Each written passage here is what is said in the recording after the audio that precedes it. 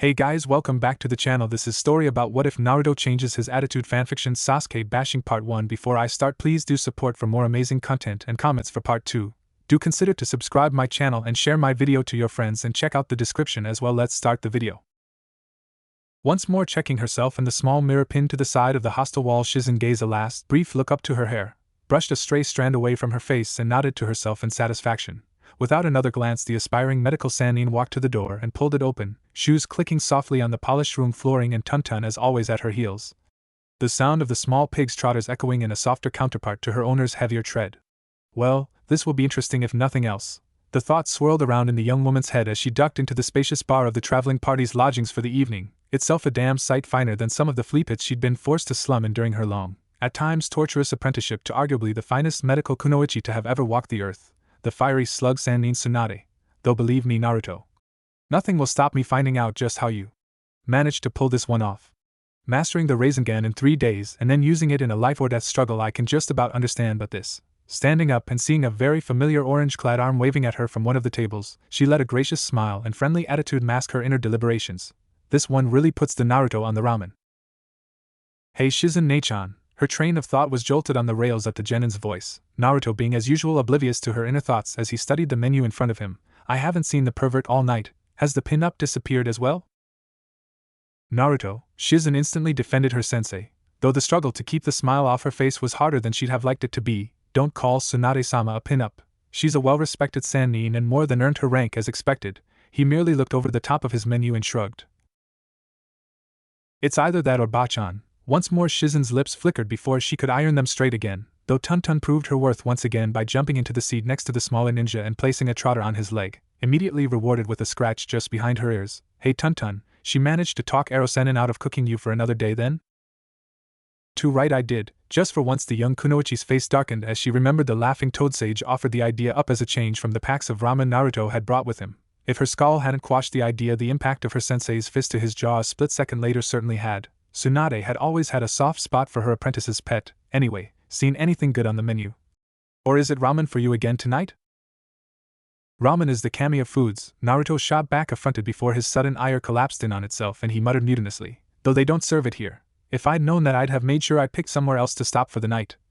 It would have been better food and probably cheaper into the bargain. Unable to stop herself this time, Shizen simply watched the blonde ninja pout at the same time as tried to get the few pieces of information she had gleaned so far stick together to form something like a picture in her mind. In truth, if was nothing to go on, she'd been as surprised as anyone when, just as Jiraiya had finished collecting firewood from the small copse near the campsite they'd decided on for the night, Naruto had suddenly stood up and declared he was sick of camping out under the stars and was going to do something about it.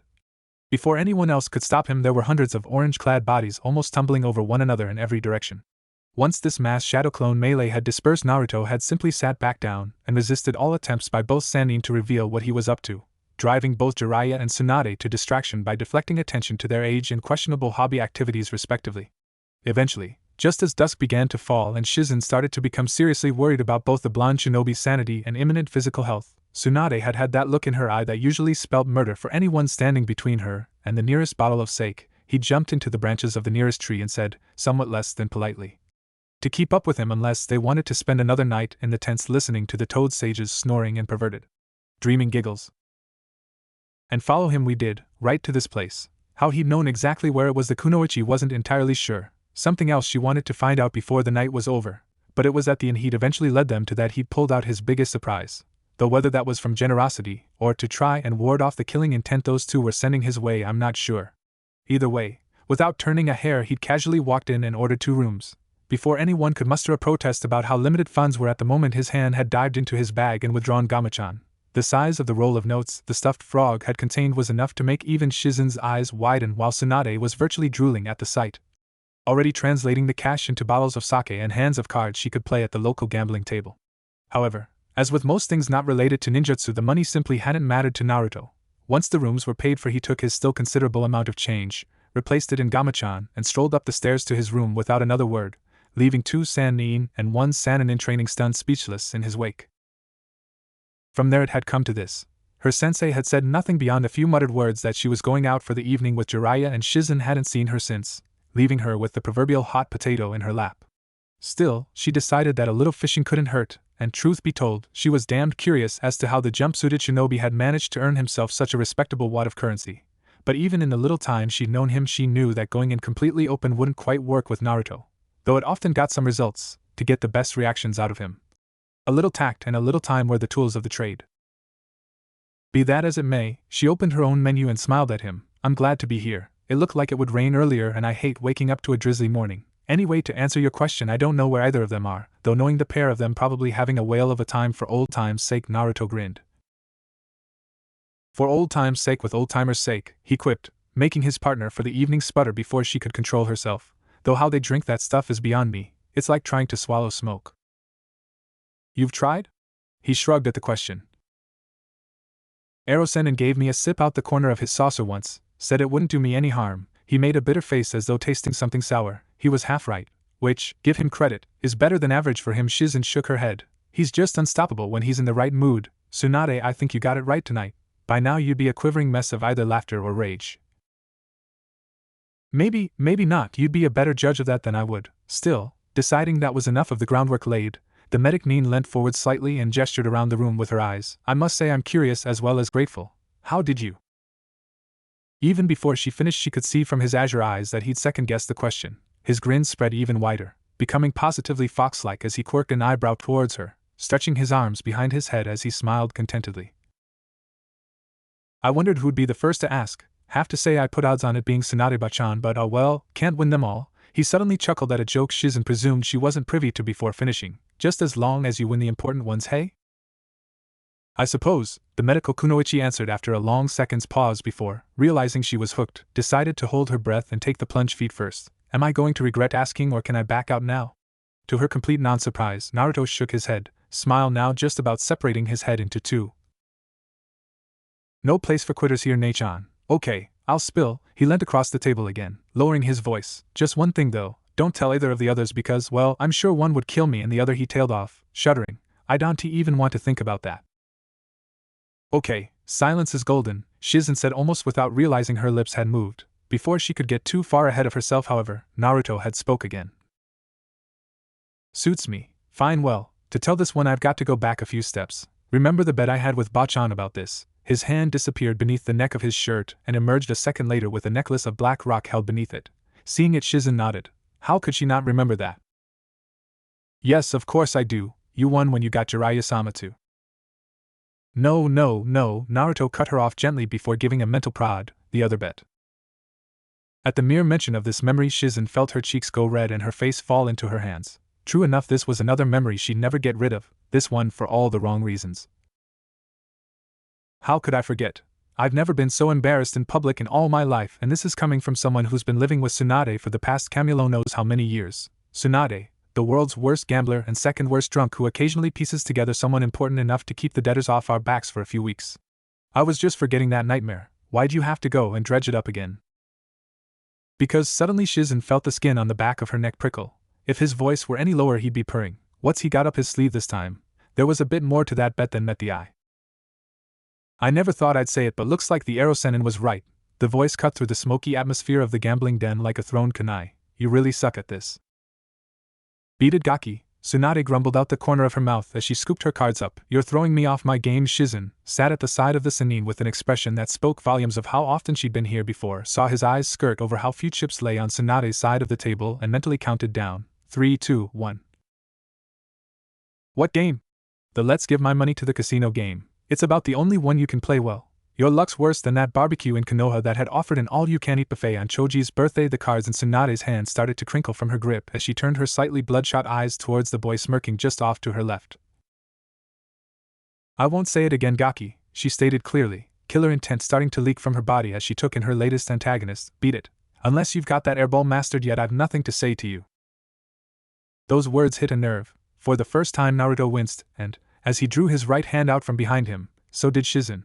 It was blistered and blackened, showing symptoms of chakra burn as well as heavy impact damage. It was obviously a hand that had seen some very heavy abuse during his training. It's coming, he remarked semi-cheerfully, obviously wanting to change the subject. Anyway, I'll just watch. Jiraiya told me to wait here while he did his research. Shizen was grateful to see that his expression at those words matched her own. Obviously the super pervert hadn't corrupted the boy's mind entirely yet. though his face brightened as he finally picked her out from the drab curtains at her back. "Hey Shizen-ichan." Tun-Tun, hearing her name, the pig pricked her ears and stood up from where she'd been laying at her owner's side, hopping off the flat cushion and trotting smartly over to where Naruto sat down. As he patted his lap, the pig gratefully jumped into it, closing her eyes as she received a pleasing back rub. Though at first Naruto had been a little wary of Tun-Tun, wondering who in their right mind would want a pig as a pet rather than a more useful, aggressive animal like a tiger, he'd come to see her as something similar to a chubbier, hairless version of Akumaru, though with less hair and, more importantly to him, less of an odor problem, especially following rain of any kind. Anyway, true to his word, he merely watched quietly as the game wore on, not making a comment or a sound no matter how often Tsunade cursed, swore and railed against the fates as she lost hand after hand and pot after pot until, finally broke, the Sannin threw down her last hand accursed foully. Arg, damn it all, Shizen. Oh no, the assistant Kunoichi had been hoping the sake would blur her sensei's perception enough to make her forget she was there at all, but obviously there was no such luck to be had this time. Get another 1,000, and a better bottle of sake. This one tasted like it came out a cow. But Tsunade-sama, it was probably a hopeless effort, but she had to try anyway. We need that money for. Here we go then. It had been a lost cause from the outset, but seeing the way the slug Sennin's eyes suddenly flashed, Shizen braced herself to prepare for the worst. However, her deliverance came from the most unlikely source imaginable. "You don't need money, Ba-chan," Naruto said calmly, rummaging in his pocket for something. "I've got what you need right here." As Gama-chan was brought into the air, Shizen breathed a silent sigh of relief. The sight of money, especially someone else's money, was always enough to turn Tsunade's head for a few minutes at least. However, her relief curdled into confusion a few seconds later as, rather than unclip the frog wallet, Naruto instead flipped it over and undid a tiny zip along the belly of the little green beast. A couple of fingers slipped inside and, with an exclamation of triumph a second later, Konoha's #1 knucklehead pulled something from its recesses into the light, holding his prize up for all to see. "Behold," he demanded, the light catching off the coin in his hand, "my lucky charm." "Lucky charm," Tsunade repeated in a dead tone of voice, taking in the grubby, slightly battered form of the silver of metal before her. "How in Kami's name has that thing ever been lucky? It's got you as an owner, hasn't it?" Ignoring the barb, Naruto merely explained in his own time. "Found it one night when I was out for my evening jog," he mentioned, casually ignoring the circumstances behind said jog, including a mob of angry, possibly drunken villagers and several heavy items landing within inches of his heels. "I can always call right with this coin. Doesn't matter how often, it's never wrong." "Really?" "You bet. Look, dragon." He held one head of the coin towards both sensei and apprentice, letting them see the slightly faded metal face of the mythical beast staring at them from the minted surface before flipping it over. "And dragon," he explained, the two sinuous tails entwined on the rear of the coin proving him right. "It never loses a double-headed coin." Well, sort of. Technically it wasn't double-headed, but going by Naruto's logic, it was hard to call it otherwise. The offer wasn't something a professional gambler like Tsunade was going to miss, but it was his next words that brought her up sharp. "How about a wager?" Oh no, if there was one sentence in the world Shizen hated, other than just one more for the road, it was that one. Her mentor could never turn down a challenge, and she could understand that in a way. It was just the fact that she could never win them either that irked Shizen the most. As usual though, Tsunade simply suspended her common sense and let her addiction take over in her mind as she swiveled in her seat to face the other blonde. "You're on Gaki," she grated, cracking her knuckles. "What's the bet?" This, Naruto idly flipped the coin and caught it on the back of his hand before pointing at what, at first looked to be a very rude and, from his point of view, very unwise place to be looking for that necklace. "Don't worry, Ba-chan," he said, half mocking and half sincere as Tsunade's hand instinctively flexed to her neck. "I'll make a gamble, even you can win." "No." Shizen shook her head, absolutely convinced that this was the one wager not even Tsunade would take up, not for something that precious to her heart, not for that, not even she would. "I'm listening, Gaki. Make it good." As her apprentice all put face planted in shock, the Sannin gulped the rest of her sake down in one, though her eyes never left the new opponent in front of her as he stood up, dislodging Tun-Tun, who jumped to the floor with an irritated snort before pacing back to his owner and jumped into her arms. "My time usually costs money, a lot of money." "Can't think why," Naruto muttered under his breath before speaking properly, holding up his hand for all to see. "Okay, you're a medic, Nin, can you help us?" Tsunade growled softly but let him carry on. "So you probably know better than I do how screwed up this hand is. I can barely feel it even now. The bet's this. You remember the first thing you learn in the academy to get your hand-eye coordination up to speed. You can remember that far back, One more word, Gaki, and I'll hit you so hard your ancestors will wince," the slug sage snarled, temper already irked by her consistent bad luck so far in the night. But yes, I know what you're on about. With a flourish, Tsunade lifted the necklace up and held it by its string, letting it sway softly. So, you're betting you can catch this out the air while I'm swinging it with your bad hand? At his nod, the Sannin laughed, clapping her hands harshly. You're on Gaki. Tonight my bad luck lifts. Forever, no way you can do it, he snorted and rolled his eyes. That's the idea, Bachan. In fact, just to make sure of it, I'll have my eyes shut when I'm doing it, he boasted boldly. At this, Tsunade simply cackled and reached forwards eagerly, grabbing his nearest hand and seemingly unaware as her opponent nearly fainted at the sudden explosion of pain from the end of his arm. You're on. Shiz, and you're our spotter. Make sure the little baka doesn't try to pull a fast one. With a resigned sigh, the younger woman stood up slowly and squeezed past her seated sensei with Tuntun in her arms, coming to a halt just behind where Naruto was now stood and standing with her arms folded. She stood in that position for no longer than a few moments before almost leaping through the roof in shock as a heavy hand slapped down on her shoulder. Sorry I'm late. Hope the Gaki wasn't any trouble. Jiraiya. It was indeed the Toad Sage who had startled her so, his rough voice softening as he looked past her at where his student stood facing off against his old teammate. What's going on? Some kind of crazy bet, Shizen sighed as Tsunade suddenly twisted her wrist and the necklace went from stationary to a propeller, blurring and humming through the air as Naruto tensed up. The necklace against some kind of lucky coin Naruto has. He has to catch the necklace with his eyes shut and his bad hand to win, she felt rather than heard the older man snort, feeling the creasing of the fabric around him as he folded his arms. I bet she might finally win at last, he said eventually, seeing the muscles in his student's back tense. The moment of the strike was merely seconds away. What is Naruto up? It was a sentence he never finished as, at that precise second, the blonde boy's hand whipped forwards. A second after that, a complete hush fell over the gambling den like a funeral shroud. Shizen felt the blood drain from her face as her hands flew to her cheeks, eyes almost bulging from her head as she tried, and failed, to take in the scene before her, Tuntun falling to the floor with an outraged squeal. All that was running through her head were two thoughts. How on earth did this happen? And, how am I going to put him back together when she gets through with him afterwards? As Jiraiya was borne away to the happy place perverts go whenever they see one of their lifelong fantasies acted out before their eyes on the back of an S-class nosebleed, the only thing souring his sensation of ecstatic bliss was the disappointment that it hadn't been him who had had the courage to act out his fantasies. Ha! As he felt his fist snap close over something, even over the throb of agony from his injured arms, Naruto felt himself flushed with triumph. Looks like you really have the worst luck in the world, Bachan. You have to pay up. It was only then, as he opened his eyes to see Tsunade's eyes inches from his own, mouth open in a perfect O of shock, that he realized something wasn't quite right with the situation. However, it was only when he rolled his eyes downwards that his eyes bulged out and his mouth ran dry that he finally understood what it was that was keeping his hand so unfeasibly warm. Ah!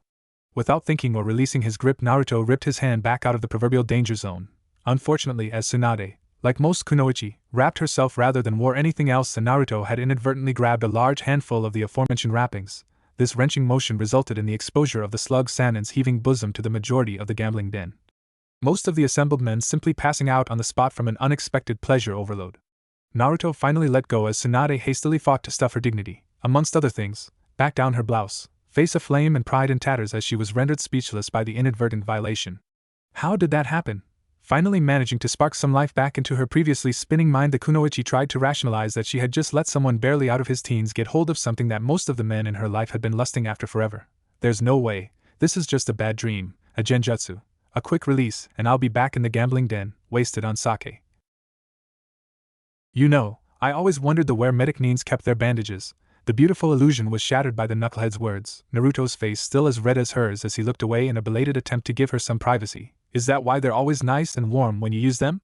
Shock once more blanketed her mind. Nothing was present in her mind, not reason, logic, or even good old-fashioned bone-breaking anger could sparkle in her mind in the face of such a blatant cheek after his earlier, unforgivable conduct. She could only watch, open-mouthed still, as with a sigh he slowly slipped his uninjured hand into his pocket and reluctantly pulled out the coin he'd shown them all earlier, and, even more reluctantly, offered it forwards. Oh well, all good things come to an end. Here, the little disc of metal winked and flashed in front of her unfocused eyes as he waved it in front of her, obviously wanting her to take it. You won it, Tsunade-sama. Hope it's as lucky for you as it was for me. You sure need it. As though in a dream, the Sannin lifted one leaden hand and plucked the coin from his fingers, marveling at the feel of the cold, rough metal between her fingertips as the Gaki's words echoed in her head. You won, you won. You won. I won, she breathed, the message finally sinking in as she clenched the coin in her fist. I won, this is it. The curse is broken. Suddenly, Madly delirious joy surged through her veins as she clutched the spoils of her victorious bet to her recently ruffled chest, grin almost as wide as Naruto's usually was and laughter echoing raucously all around her. I'm on a roll, nothing can stop me now, Shizen. Shizen-chan stopped gawping like a landed flounder and get some more chips. With the speed of a demon and predatory gaze of a hawk she pounced on and began shuffling the deck, apparently unaware that all her former player partners were currently sprawled out unconscious with extreme blood loss from their noses and happy smiles on their faces as she slammed the cards down on the table. The winning streak starts here. Even now that image lingered in her mind, almost an unprecedented length of time for someone whose best friend in the world was legendary almost as much for her drinking and gambling as she was for her medical skills. Shizen once more fought down the blush in her cheeks as she grappled with the memory, glaring across the table at her diminutive partner as he beamed across at her, as though butter wouldn't melt in his mouth. Why do you have to go and dredge that old ghost up? She demanded with a hint of irritation, though, hand on heart, she doubted she'd ever feel truly angry with Naruto for any reason. In that regard she imagined she was very much like her sensei, however much the Sannin might have openly cursed the blonde shinobi's name. For his part Naruto merely reclined in his seat, smirking as he steepled his fingers on his stomach. Well, I brought it up because I needed to. Before she could question him further, he answered her unspoken question. Ever heard the phrase lose some to win some? Well, that's what I did that night. You know, he beckoned her over with a conspiratorial wink. If there's one thing I've learned traveling with Jiraiya-sama, it's that the more perverted the man, the easier he can be manipulated. What? Totally bamboozled by now, Shizen could only offer a blank look that had Naruto chuckling again. I was watching while I waited for the game to finish, and the owner of that place didn't get his eyes past Tsunade's neckline once all night. About the only thing holding him back was the fact that death by angry Bachan would be long, painful, and, worst of all, excruciatingly embarrassing. So? What's that got to do with? Everything. All I did was make a little bet with him before playing my game with Granny, the boy explained, eyes sparkling with glee and triumph. I bet him his whole night's takings that I could cop a better feel off Tsunade than anyone else in the bar all night without getting punched halfway to IWA in retaliation. The jokes afterwards, well, he shrugged as Shizen's jaw dropped. That was just fun. Do you know how much a place like that turns over in a night? Enough to keep us happy as Tuntun in mud until we get back to Konoha. The silence that followed that announcement was so deep it was almost profound. Between the flabbergasted Kunoichi and gleefully satisfied shinobi existed a gulf of understanding so wide a cloister of monks could have meditated for years and not come even close to understanding it. It seemed too immense, so monolithic, that nothing either of them did could break it, and indeed nothing either of them did. It was only the sound of a smashing bottle from somewhere behind them that made both their heads turn. A few tables behind them, an old woman was coming to her feet in a puddle of spilt sake and broken glass with far too much speed and agility for someone of such advanced age, and an even older man by her side. No way he was that old if he could vault over the table like that, as Naruto felt a cold, hard ball of dread solidify and drop into his stomach like one of Sakura's rice balls. There was the charismatic cloud of a dispelling hinge, and a sudden band of pressure constricted his knees. Jiraiya hugging him as though her were life itself as tears poured from his eyes. Teach me, O master. Dropping his grip, the Toad Sannin dropped prostrate to the floor, voice muffled as he spoke directly into the floorboards. Ask anything of me and it's yours. Any jutsu, any money, the entire first collection of Ika Ika Paradise signed and illustrated. Just tell me your secret in the ways of women. Luckily at that point the perverted Erosenin's tirade came to an end courtesy of an enraged Tsunade's boot landing in his side with a painful crunch. He crashed into the doorframe at the opposite end of the room with a resounding thunk and lay still, twitching occasionally as his ungentlemanly desires ran rampant in his comatose subconscious. In the meantime Naruto was busy mentally composing his own death poem at extremely short notice as the extremely enraged slug sage whipped her head around to him, fist clenched and murder in her eyes as what he'd said to Shizen in supposed confidence echoed in her head. The kunoichi glared down at the genin as though he were a worm on a dissection board, sizing him up as though were to make the first of 1,000 deadly, painful cuts that would be his end. Meep! At once her burning gaze traveled, singed the air, and flayed her apprentice alive. Shizen had one hand clamped hard to her mouth, face rapidly purpling as noises like a mouse being strangled escaped from her pinched lips. Faced with such base betrayal, the Sannin merely felt her rage swell to epic proportions. Such a destructive force coalesced inside a single mortal being that would have made the Kyuubi no Kitsune itself back down in terror. With breath all but smoking from her lips, Tsunade extended in single, deadly digit towards where Shizen flopped over sideways on the seat, still trying to choke off her laughter as best she could. Traitor! The Sannin ground out before transferring her attention back to Naruto, fully expecting the boy to have passed out after exposure to such a potent killing intent. Instead, incredibly, his gaze was set towards the entrance of the inn, eyes huge and terrified as he pointed and gabbled desperately. Debt collectors, bailiffs. At that her anger left her for a moment, fled and run away as she jumped back, excuses already in her mind and on HR lips. I swear I'll pay you next month, she shouted, hands up as though pushing a foe away. I just need a few more huh? There was no one there. She turned back in confusion, just in time to see an orange-clad form vault over Jiraiya's prone form and run like hell for the stairs of the inn. Realizing she'd been had twice in a week by the same shinobi, Tsunade's wrath exploded again, this new wrath eclipsing its predecessor like a bonfire would outside a candle. Without another word she charged in pursuit of the jumpsuited posterior, screaming at Naruto to stand and fight like a man, not hearing as Shizen finally broke down completely, hugging her stomach as the laughter roared out of her unstoppably. Her mirth only spurred on further, as she heard the muted thunder of feet on the floor above her and snatched of conversation filtered down to her ears. You can't run forever. Watch me try. Stop dodging around the table, do the decent thing and receive a beating. I'll even heal you when I've finished, you can't say fairer than that. Fairer than that, Manba-chan, is there anything you can't lose at, yipe? Die. I was worried about settling down in Konoha once, in the small part of Shizen's mind that could still think rationally instead of simply babbling with uncontrollable hysteria. The trainee medical Sannin decided that she might be able to return to her former home at last. But on this evidence, it's going to be an absolute riot. Let's get this show rolling. In the village hidden in the leaves, in the Hokage's office, many unusual things were happening. The elite ANBU unit, sworn protectors of the venerable Hokage himself and ninja without compare, were stunned into absolute speechlessness, swords hanging slack by their sides and fingers that could have summoned city-leveling jutsus in an eye blink completely still, faces as frozen as the masks that covered their faces and identities. The resident genjutsu mistress was trying frantically to dispel the illusion before her, knowing what she was seeing could not be reality. Even as she focused and released her chakra, however, a small sliver of her mind was a little disappointed that she'd have to break such a wonderful illusion. It wasn't every day that she could look one of the most notorious perverts in the leaf in the eye without having to peer over the cover of the book she despised so much. The father and son duo of smokers were currently not partaking in their usual vice. The younger of the two didn't seem to have realized that the cigarette he'd been about to light was now on the floor rather than between his lips, and he was in danger of setting his beard on fire with the lighter spluttering in his slack fingers, while the elder, having dropped his pipe on the desk and overcome his shock slightly quicker than the younger shinobi around him, tried to subtly waft the ashes towards the resident paperwork mountain while everyone else was gaping at the apparition before them. Meanwhile, the reason for all this commotion seemed oblivious to the reactions around him and merely stood leant against the wall next to the window he'd come in from, chin in his hand and a faraway look in the eye not covered by his slanting headband, seemingly considering a weighty matter indeed. It was a tableau that could have been frozen in time forever and indeed looked like it would. It was only the scent of burning parchment that seemed to snap at least one of the assembled zombies back into the real world. Hokage-sama. There was a sudden hiss as a low-level water jutsu drenched the smoldering pile of paper on the desk of the aged village leader. That went about as well as I could have hoped. I might even get a few hours relaxation today, keeping the glee of outwitting and banishing the bane of all Kages for the moment off his wrinkled face. Sarutobi looked towards the ANBU who'd put out the fire and nodded gravely in thanks before turning his attention back to the root of the issue before him. Na Kakashi? The masked ninja blinked as though shocked at the voice before shaking himself and looking at his superior.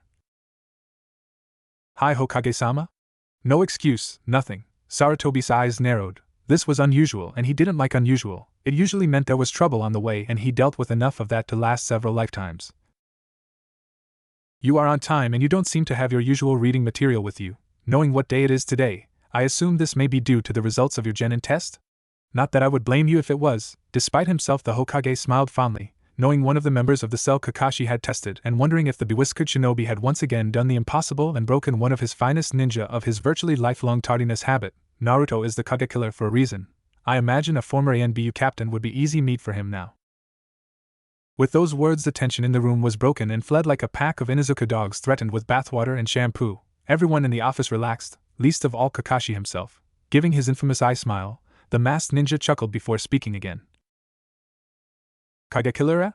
That does surprise me, though I suppose it shouldn't knowing what I know about him now. He's the reason I'm here, distracted me enough that I didn't keep an eye on the time like I should have. For once in your life, Kurenai muttered just loud enough to hear, a little annoyed that Kakashi had turned out to be real rather than a new illusion technique she could learn. At least there's no lame excuse this time, the older nin simply eye smiled again before continuing as though the raven-haired Kunoichi hadn't spoken. But aside from that, I wanted a little advice before I made a decision on the fate of Team 7. That was enough to get all attention focused on the man. Very few people in the room had ever known Kakashi be stumped by a problem, least of all one that seemed to be posed by a mere genin of all things, even one containing a mythical bijou. Even Sarutobi raised an eyebrow at the declaration before his analytical mind, the prized asset that had allowed him to attain his prestigious title of God of Shinobi, went to work on the problem. I see, you gave them your standard bell test, I assume? Hi, it went as well as it usually does. A collective wince ran around the room. The bell test was almost as infamous amongst the ninja of Konoha as Tora the cat, the reason Kakashi had never passed his genin team. But while it was going on, I had some shadow clones watching my team, and Naruto's behavior was a little unusual. Unusual, Asuma repeated, seeking a nicotine buzz to aid his thinking as he stooped down to retrieve his dropped cigarette, taking the opportunity to sneak a glance at Kurenai's shapely derriere as he did so. Unusual how? Last I heard, he was a kid who couldn't sit still and would tell anyone who got close enough he was going to take Pop's job one day. He was, Kakashi said with another of his smiles, tried to attack me before I said go, and, when I did and the other two scattered, he just stood there waiting for a fight, said he wanted to check something. His taijutsu is abysmal, by the way. Even with those shadow clones he uses, he didn't come close, though I doubt he'll sit down tonight to think about it. Seeing a few raised eyebrows among the newer jounin, he brought his fingers together in a tiger seal, sending another wince rippling through the assembled crowd. Shifting uncomfortably in his seat as unpleasant memories of his own graduation came back to him, Sarutobi cleared his throat and tried to move the discussion on. I see. Any idea what he wanted to check? No, at least, I didn't then. But I'll come back to that, the Scarecrow replied, all business in his tone now as he recounted the remainder of his test. After I left him to cool down near the river with a shadow clone to keep an eye on him, I went after the others. The girl needs help. She fell apart in a fairly low-level genjutsu and is a fangirl of the highest order. She'll need some help to break out of that mentality before it gets her killed. Almost without meaning to, he saw Kurenai's face harden into a scowl. Good, if I can get her on my side, that might sugar the pill for what I want to do with these three. And the Uchiha, well, not as gifted as he likes to think he is, though his fire affinity is quite well developed. He has no sense of teamwork and an ego bigger than the Hokage monument. The title Rookie of the Year has gone to his head, and it needs work to puncture it.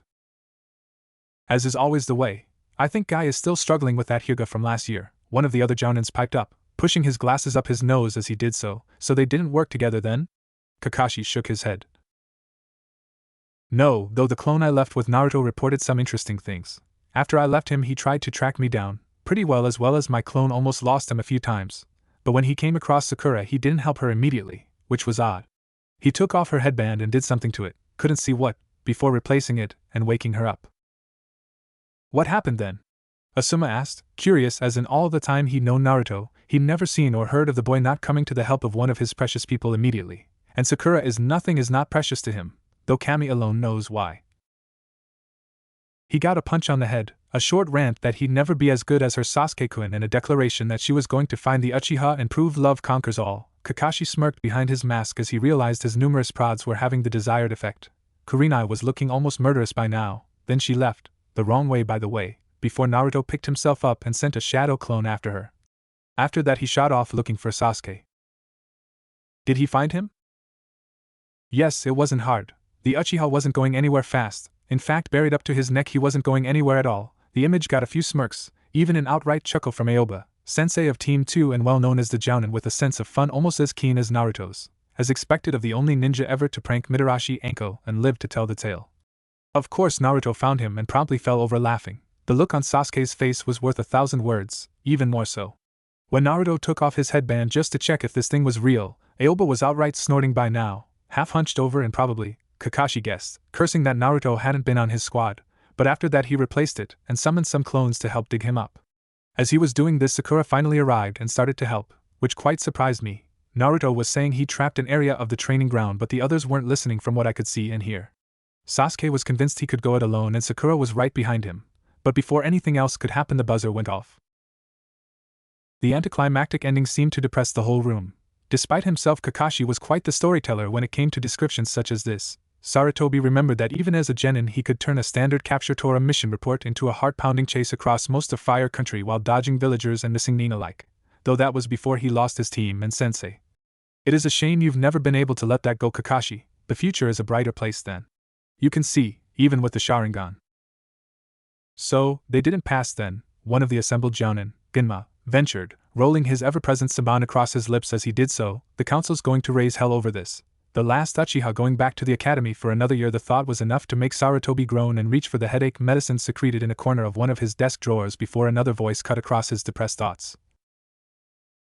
Ma, not so fast, Kakashi mentioned lightly, making everyone look up at him again. I wasn't finished. Yes, they were out of time, but one of them wasn't out of ideas. I appeared with my usual dramatic flair and took them back to the training posts before roping Naruto to one of them. Why him? Though he not had much to do with the boy beyond being dragged into the odd chase as the boy sought to get out of town following some prank or other, Aoba felt compelled to stand up for a fellow prankster in need. From what you've told us, he did the best out of all of them. Certainly better than the girl in the squad. No offense, Kurenai-san, he added hastily, remembering present company and ensuring the kunoichi knew he meant no offense to her gender. Before the genjutsu mistress could reply, though, she was cut off by Kakashi himself, a brisker, more businesslike tone to his voice now.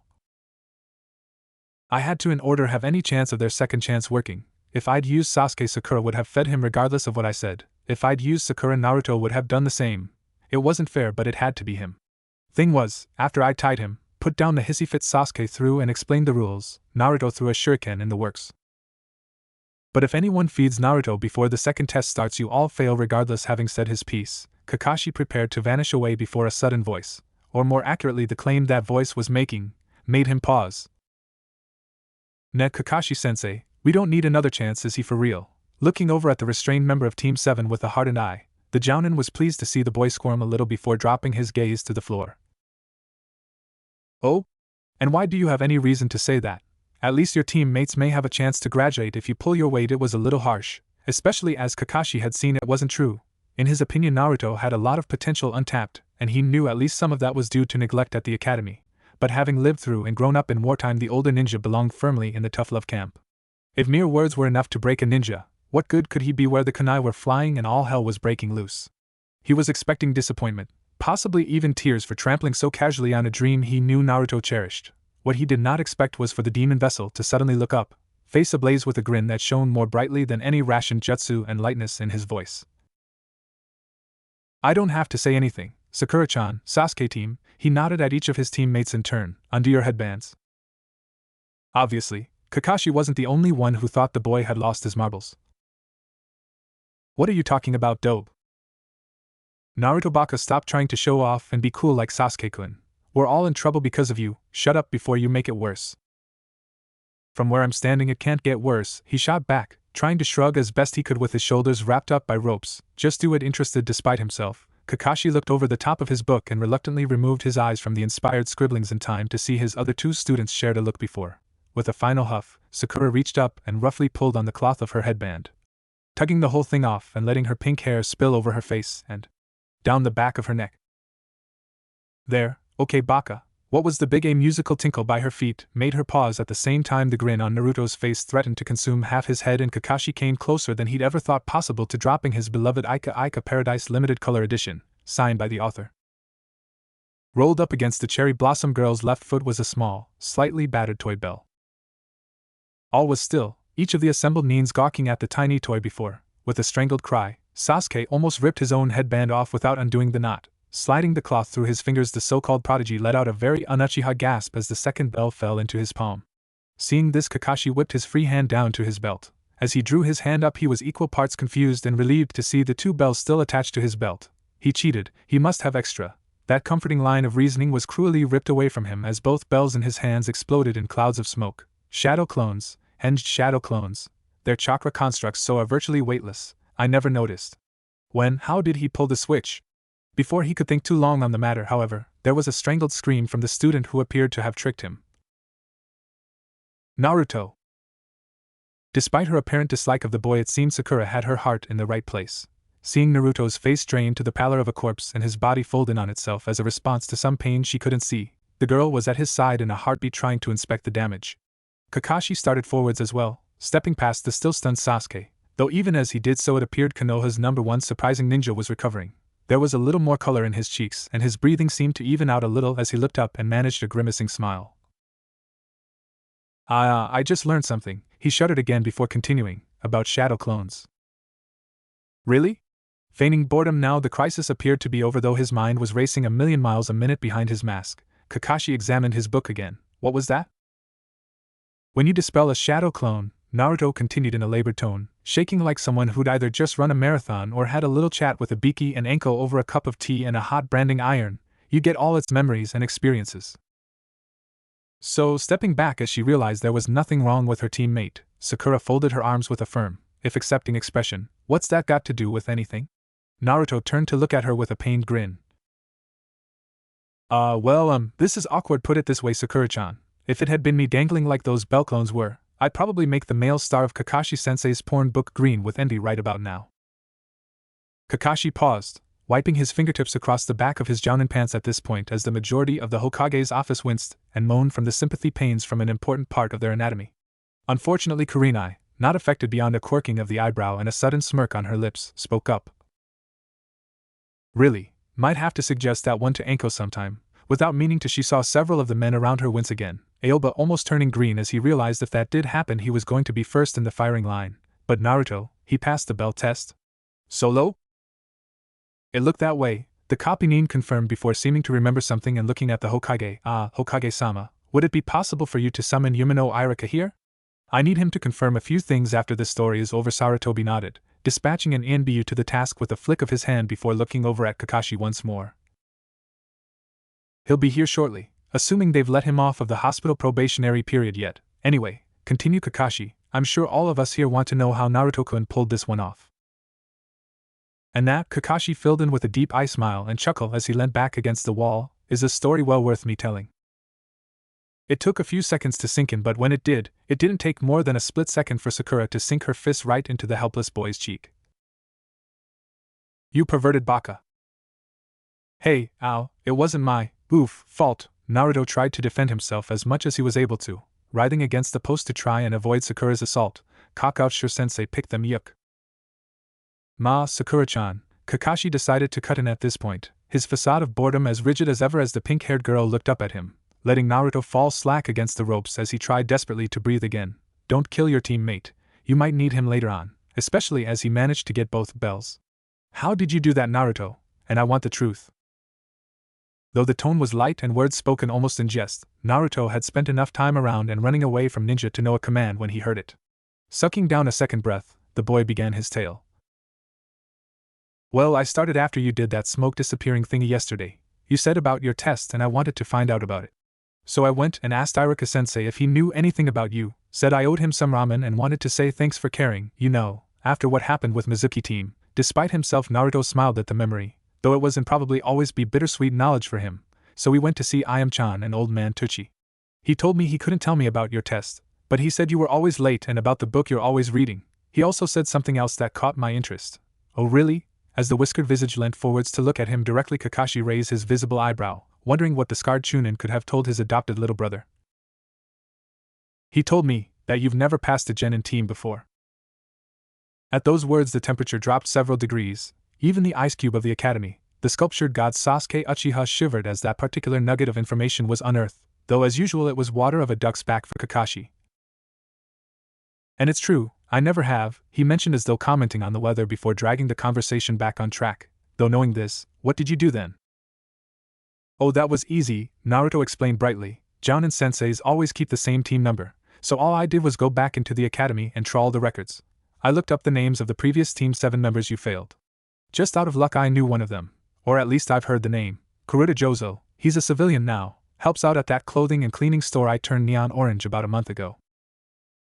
I remember that one. The Hyuga were most upset you chose that particular day for a prank, not least because it was their washing day. I've never seen Haishir go as red as his daughter before, and in the middle of a council meeting too. Inuzuka-san might still be laughing now. He'd been on duty in the council meeting that day and was sure that the Hyuga clan head's expression as the branch family member whispered the message that most of the clan's traditionally white clothing was now glowing in the dark would never leave his memory. It was probably due to her and some of the other clan heads having a sense of humor that the execution order Haishir tried to put on you failed Naruto. True to form, the prankster in question was oblivious to his inner thoughts and instead merely glared at no one in particular. Well, that'll teach their gate guards to kick mud at me as I'm walking past, he muttered, though not low enough to evade Kakashi's chakra-enhanced hearing. But anyway, I knew where he was and I knew he'd know what your test was, so I went and asked him. The brass neck of the child in front of him almost made the Kapinin gape. It was something so far out of the bathtub that in an obscure way he was as surprised as he was disappointed that no one had thought of it before, himself included. Keeping such feelings to himself, he was surprised to hear the next question he had planned asked by a voice that wasn't his. But why would he want to talk to you, despite her personal feelings for the boy in question? Sakura was naturally a curious person. You just said you'd pranked his business. I know I'd just kick you out on the street. And you wouldn't be the first, but much as I never thought I'd say this, being Uchiha smooths all paths, before too much confusion could reign, Naruto seized the reins and explained, I knew Sasuke would just go home brooding after Sensei vanished. Kami knows it's all he did through the academy, so I hinged into him when I went in. Of course everyone just fell over themselves to answer what I wanted to know. Kuroda was singing like a bird and I got what I wanted to know like it was nothing.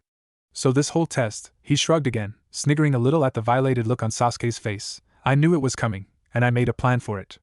All I did was find out your address, Sensei, then I. How do you know that? As always when confronted by a threat to village security, Kakashi was pure business and killing intent. Where the jounin of this village live is classified information, Naruto shrugged. Henge again walked into the postal section of the administration building, and before you say they should have seen through it, he shot down Sakura's question before she could ask it. My henges aren't like yours.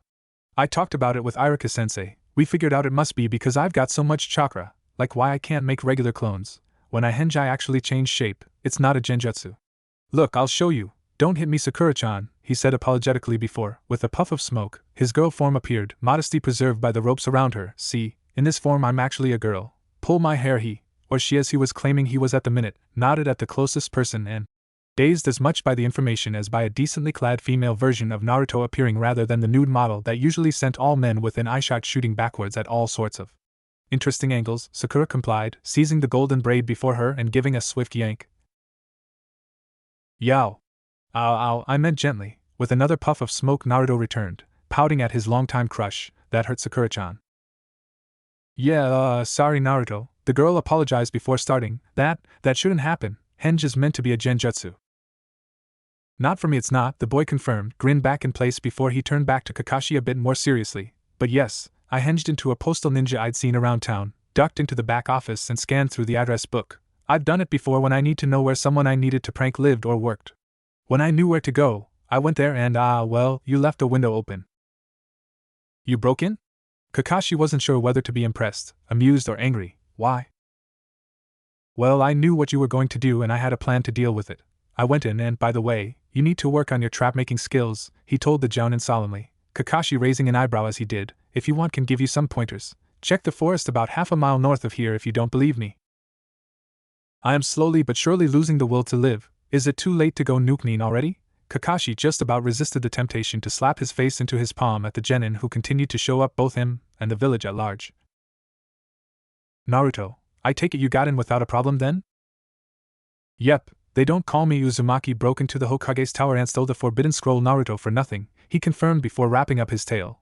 But you left the bells Kuroda mentioned on the table by your bed, so I swiped them and had 2 shadow clones henge to replace them. After that, it was just a case of making the plant on Sakura-chan and the team, though you made that bit easy, Kakashi-sensei. What was the jutsu you used on Sasuke? It looked really cool. Cool?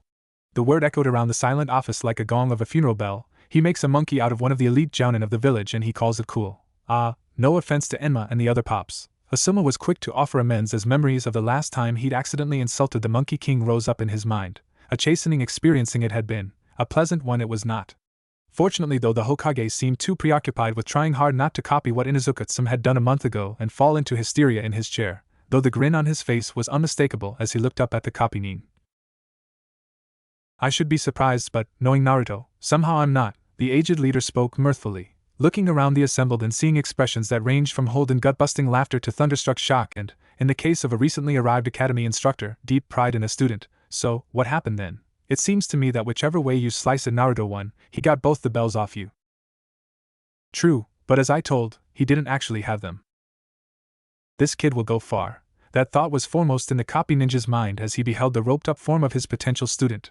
However, though Naruto had shown a lot of promise and a mind of such devious cleverness, he was already making mental notes to ensure the jumpsuited shinobi was never introduced to Anko. It was now the other 2 members of the team he had to check had the right stuff for his squad. Very impressive for a so-called dead last, Kakashi commented mildly. smiling with his one visible eye before pointing to the bells on the floor and in Sasuke's hand. But at the minute you don't have one of the bells you stole, so it looks like you're the one going back to the academy. But Kakashi-sensei, she seems to have the team ethic after all, and even Sasuke seems to be coming around. Hope was stirring around in the pit of Kakashi's stomach as Sakura stepped forwards, almost in front of her blonde-haired teammate. He got both the bells. She hastily corrected herself, retracting the finger she'd been about to point at her living deity and hanging her head as she carried on. I didn't do anything, nothing like what Naruto and Sasuke-kun did. I should go back. Wait. Before anything else could be said, Naruto's shout had brought all the attention back to him and made Sakura jump a foot in the air and 3 feet backwards. Sakura-chan, please don't say that. Look, Kakashi-sensei. The masked Jounin looked up, putting his book in his equipment pouch as a mark of his sincerity to listen. I put the bells where they were for a reason. Mizuki-team taught us all a lot at the academy. Especially the taijutsu and survival sections. He taught me aside from the rest of the class a lot, because he looked away, face slowly reddening as he revealed how badly he'd been duped by the traitor. He said I needed help and he'd teach me different forms and different things from the others. But it was wrong, all of it. I was never any good in the academy spars and bottomed out the survival tests, and you just completely knocked 7 bells out of me just now, and no pun intended. That got it. She's much prettier when she smiles and laughs, though even when she's hitting me she's cute.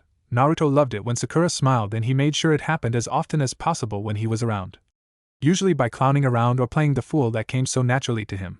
So I know I can't be a genin, not with skills like that. I'd be a liably dangerous to my teammates because I couldn't defend myself properly. As a ninja, Kakashi respected many things. He respected honor, diligence, courage, skill, and fighting spirit. Out of all things though, out of respect for his deceased team and sensei, he respected a team player in Naruto. In saying those words as he just had, proved beyond all doubt in Kakashi's eyes that he would be the man to sacrifice anything, including his life and afterlife if necessary, to protect other people. For a brief instant the Jounin didn't trust his voice. In fact, it was an effort to zone in to listen to the rest of what Naruto was saying. Iruka-sensei and I talked about it while we were talking about you. He said that if I didn't make it this time he'd give me some one-on-one teaching to try and get me up to speed for next time. So I don't really want to pass now. I know I'm not really ready. Besides, in an instant his frown was banished and a smirk was back on his face. Could you imagine what would happen if I sent the team back? The council would pitch a fit, and once Sakura-chan got through with me there wouldn't be enough left to cremate, let alone bury. And as Kami is my witness, I'm not sending Sakura-chan back, unless you want to end up dragging Sasuke team back from a D-rank mission in a body bag. They'd make a better team together than I would with either of them. Kakashi did nothing for a moment. He knew there was nothing he could do now. There was too much here to cover. Much as he wanted to pass this team, he knew these diamonds were too rough to cut it at the minute, even the supposed genius Uchiha. But at the same time, there was so much he could do with them after a little more polish had been applied. He needed time to think about this, and he couldn't do it in front of these genin. In the circumstances, he made the only decision that made any sense to him at the minute. Naruto yelped as his kunai buried itself in the ropes by his side. Cut him free and go home, all of you. Report here at 9 tomorrow morning and do not be late. I'm not sure what to do with you all and haven't yet decided if you've passed, but you'll know tomorrow. Know this though, everyone looked up, even Sakura from where she was trying to saw Naruto loose. Pass or fail, you've come closer than anyone I've ever tested with that. He gave an eye smile and vanished in smoke. I didn't leave, of course. I was in the trees to see what happened next. It was quite interesting. The Kapinin spoke with his chin in his hand, seemingly ignorant of the thunderstruck expressions of his audience. Sakura got him loose and hugged him until he turned blue, and Sasuke, the eye smile was back in place. He threw him his bell. Dope or not, you earned this, I think were his exact words. But all that aside, what do you think I should do with them? There was no answer for a moment, and Kakashi wasn't surprised. It was not too great to have a genin surprise a jounin with a particular skill or trick in these tests, but to hear a genin openly admit his deficiencies as Naruto had done was a rare occurrence indeed. It was only when the Hokage himself, after wiping what looked to be wet eyes on the sleeve of his ceremonial robes, spoke that the silence was broken completely. The will of fire burns brightly in that boy, the flames of youth too, as Guy would say. The mention of the noble green beast of Konoha snapped everyone else out of their stupor and brought several flesh-crawling cringes that brought a smirk to the old man's lips before he continued. Before I make any suggestions though, I take it you have a solution, Kakashi? The Kapinin nodded. With your permission, Lord Hokage, I would give them a deferred pass, if you will. Before anyone could interject, he'd outlined his plan, 6 months back at the academy, to iron out their flaws, and then I'll take them on. No need for any further tests or anything like that. For this to work though, I'll need your help. Iruka-san, finding himself addressed by a superior ninja, the Chunin snapped to attention. What do you need, Kakashi-san? While they're at the academy, they'll need specific training. Naruto already knows his weaknesses and you know how to address them. If you need any further help, post him off to Guy. That'll make or break him. Kakashi gave his customary youthful shudder at this point as memories of his eternal rival broke over him like a cold sweat. Sakura needs serious physical fitness training and someone to kick her out of being little more than a doormat for the Uchiha. Kurenai, would you and Anko-san care to oblige? The kunoichi knitted her delicate brows for a minute before a predatory smile broke over her face. Oh, definitely, send her my way after our team training, and Anko will see her whenever her schedule allows. If that doesn't do it, nothing will. What about the Uchiha? Teamwork and shinobi ethics, Kakashi said simply, folding his arms. I've known Uchiha in the past and it was tragic what happened to them when Itachi went rogue. But Sasuke must learn he is not special, he will not be able to defeat Itachi alone, and the Sharingan is nothing more than a tool. A powerful one granted, but a tool nonetheless. Well said, Kakashi. I see no reason for this approach not to be adopted, and I would be grateful to have you active in the ranks for a while longer. The number of missions has increased since the Wind Lord approached us again. The Hokage reasoned before a sudden thought occurred to him. Before that though, the matter of Naruto's traps. You did see them, I assume? That brought a chuckle from the elite Jounin. I did. The reason I didn't arrive here early, in fact. That boy is a trap maker extraordinaire. Almost tagged me a few times when I wandered into the area he pointed out. Took me about 3 shadow clones, a few substitutions and almost all my shuriken and kunai just to get out of there alive. Give him a patch of ground and some basic ninja tools and you've got a nasty terrain piece to deal with. Just as well he didn't have any explosive notes on him at the time. Irika smirked at this, as did several of the other Jounin who'd seen the #1 prankster of Konoha at work through the years. True, in that if nothing else the student has surpassed his teacher, the scarred man said with pride suffusing his tone. By your leave, Hokage-sama, I shall go and plan the remedial classes for those who didn't make it this time. Very well, in fact I believe that concludes this year's Genin selection. Congratulations to the new Jounin sensei and one Jounin sensei to be. Good luck to you all, you are dismissed. The assembled Jounin, and Irika, bowed slightly and made to leave before they were all stopped by a sudden bellow of laughter. Looking over to see Aoba doubled over and heaving with hysteria, the Hokage raised an eyebrow. Something wrong, Aoba-san? Unusually, as despite his joking nature Aoba was an exemplary shinobi, the Jounin ignored his superior and stumbled towards Irika. The Chunin had the look of a deer in the headlights as the taller man came to an ungainly halt in front of him, and bowed deeply. Irika, he has surpassed all of us. Hokage-sama, the man collapsed against his leader's desk, apparently heedless of his forehead protector grinding into the squelchy morass of damp paperwork that had accumulated, looking up at the older man with tear pouring from his eyes. Let me take him. Please let me take him on outside of missions when the academy's out. My team didn't pass and I'd kill for a shinobi like him to train. Oh, the TNI department wouldn't know what hit them. I'd have Anko on her knees and begging us to stop in a week. Surprise wasn't something Sarutobi was used to feeling, but he got over it with admirable haste and reasserted his authority over this bizarre situation. Aobi-san, control yourself and explain. Trying to comply, the Jounin stood up, coughing into a hand that failed to hide how broad his grin was, and looked across at where Kakashi, who'd been leaving through the window as he usually did, was once more leaning against the door. Hi Hokage-sama, but I think a visual demonstration is in order. Kakashi-san, the named ninja looked up at his name. You got tagged, in a big way you got tagged. Turn around. Stupidly, as the copy-nin would later berate himself, Kakashi did just that. As the entire room behind him simply dissolved into giggles, he realized immediately something was up. Turning back around to see all his peers in various stages of mirth and laughter, the former ANBU captain raised an eyebrow and reached behind his back. His spine froze when it came into contact with paper. No, it can't be. All those traps, all to try and prank me? With a tug he dislodged the slip from his back and brought it up in front of him, only to go suddenly pale and silent, swear a bloody, furious revenge against the prankster known as Uzumaki Naruto. It was a piece of paper framing a photograph that had been stuck onto it with tape, a photograph that Kakashi had sworn would never see the light of day as long as he was alive. In it, sitting in a high chair and staring at the camera with an apparently affronted expression, was a baby with short, sticking up silver hair and what looked like chocolate smeared liberally all over his lower face and both hands, hiding the features completely. It was the baby photo from hell, and Kakashi knew there was only one way Naruto could have gotten hold of it. Looks like he didn't just check out my bedside table during his impromptu smash and grab job, though the caption underneath the picture was definitely original. Pudding or no pudding? The mask stays on. 6 months Irika, Aoba, the whisper sliced through the atmosphere of laughter and piled up bodies. Even if the way Kurenai had fallen against Hayate and was almost crying into his shoulder from laughing so hard was certainly suggestive, The elite jounin was feeling far too bloody-minded to mention it as he made his dire promise of a lifetime, 6 months to train Uzumaki Naruto, then his ass is mine. Deception is the way of the ninja. If an opponent believes you to be an idiot and an incompetent, he'll be most surprised when you reveal your full potential and surprises, especially those involving kunai, shuriken, jutsus or impressive taijutsu of any kind, have a nasty habit of being very fatal for those involved. In following this line of thinking there was one true exponent of the ideal of deception, though he had recently taken on a pupil who he hoped would follow in his footsteps as soon as he actually developed the skills to back up his ridiculous exterior. Regardless of his follower, however, everyone who had ever met him would immediately agree that, bumbling fool and lech though he might have appeared to be, in the middle of a life-or-death struggle there was no one you'd want on your side more the Jiraiya of the Sannin. An example of the Toad Sage's idiocy was his sleeping habits. As Naruto continually complained on a daily basis, it generally took nothing less than an exploding tag in each earhole to get the old pervert moving in the morning. However, Jiraiya was a ninja and had from a very young age developed a hair-trigger sense of getting up and out in the blink of an eye, though this was more out of indulging his vices than any formal training despite Sarutobi-sensei's best efforts.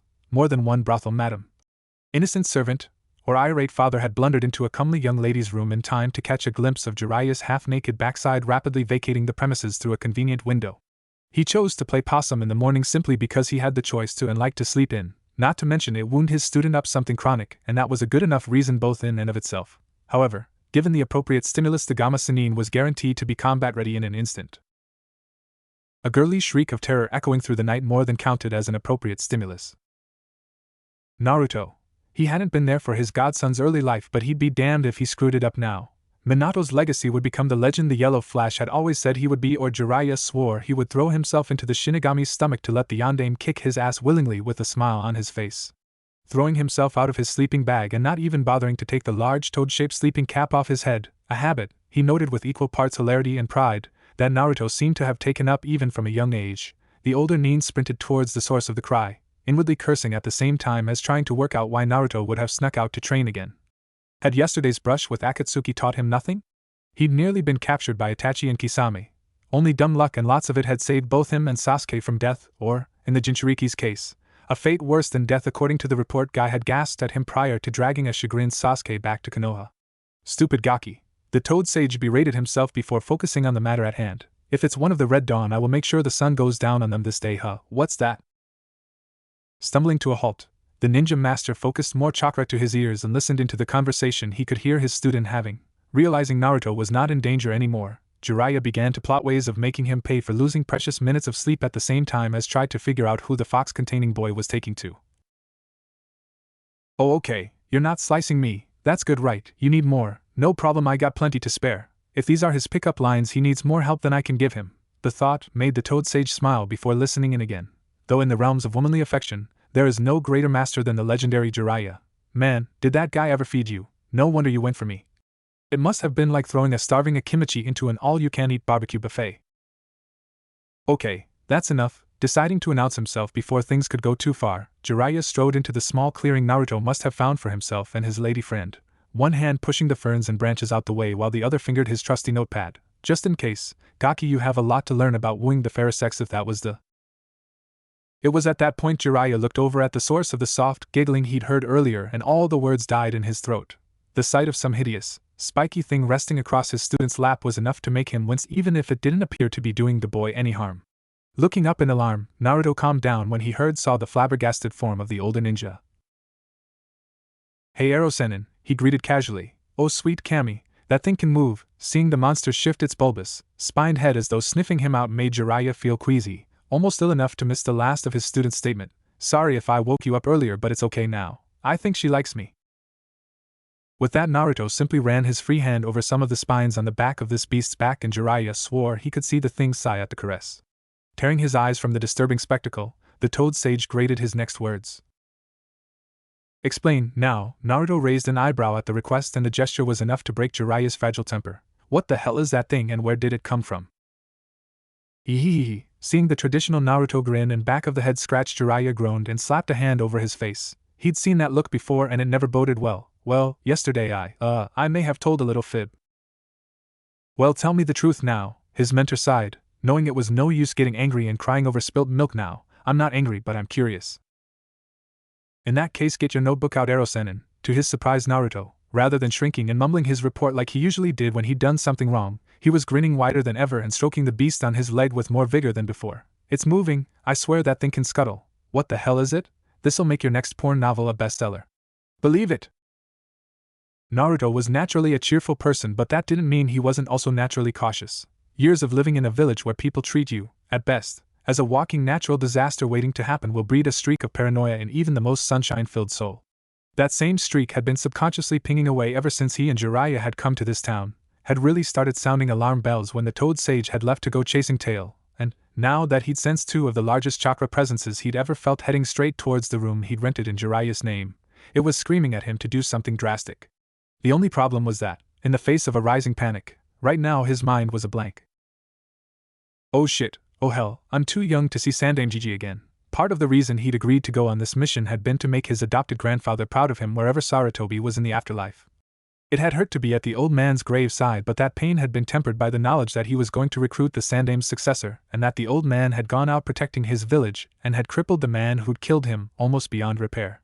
The image of the kind old teacher helped calm him somewhat as he breathed rapidly, trying to figure out what to do next. They're ninja, they've got to be, and the only person I've met with bigger chakras than them is Ero-sennin. They've got to be after me. No way they'd come here first if they were after him. What do?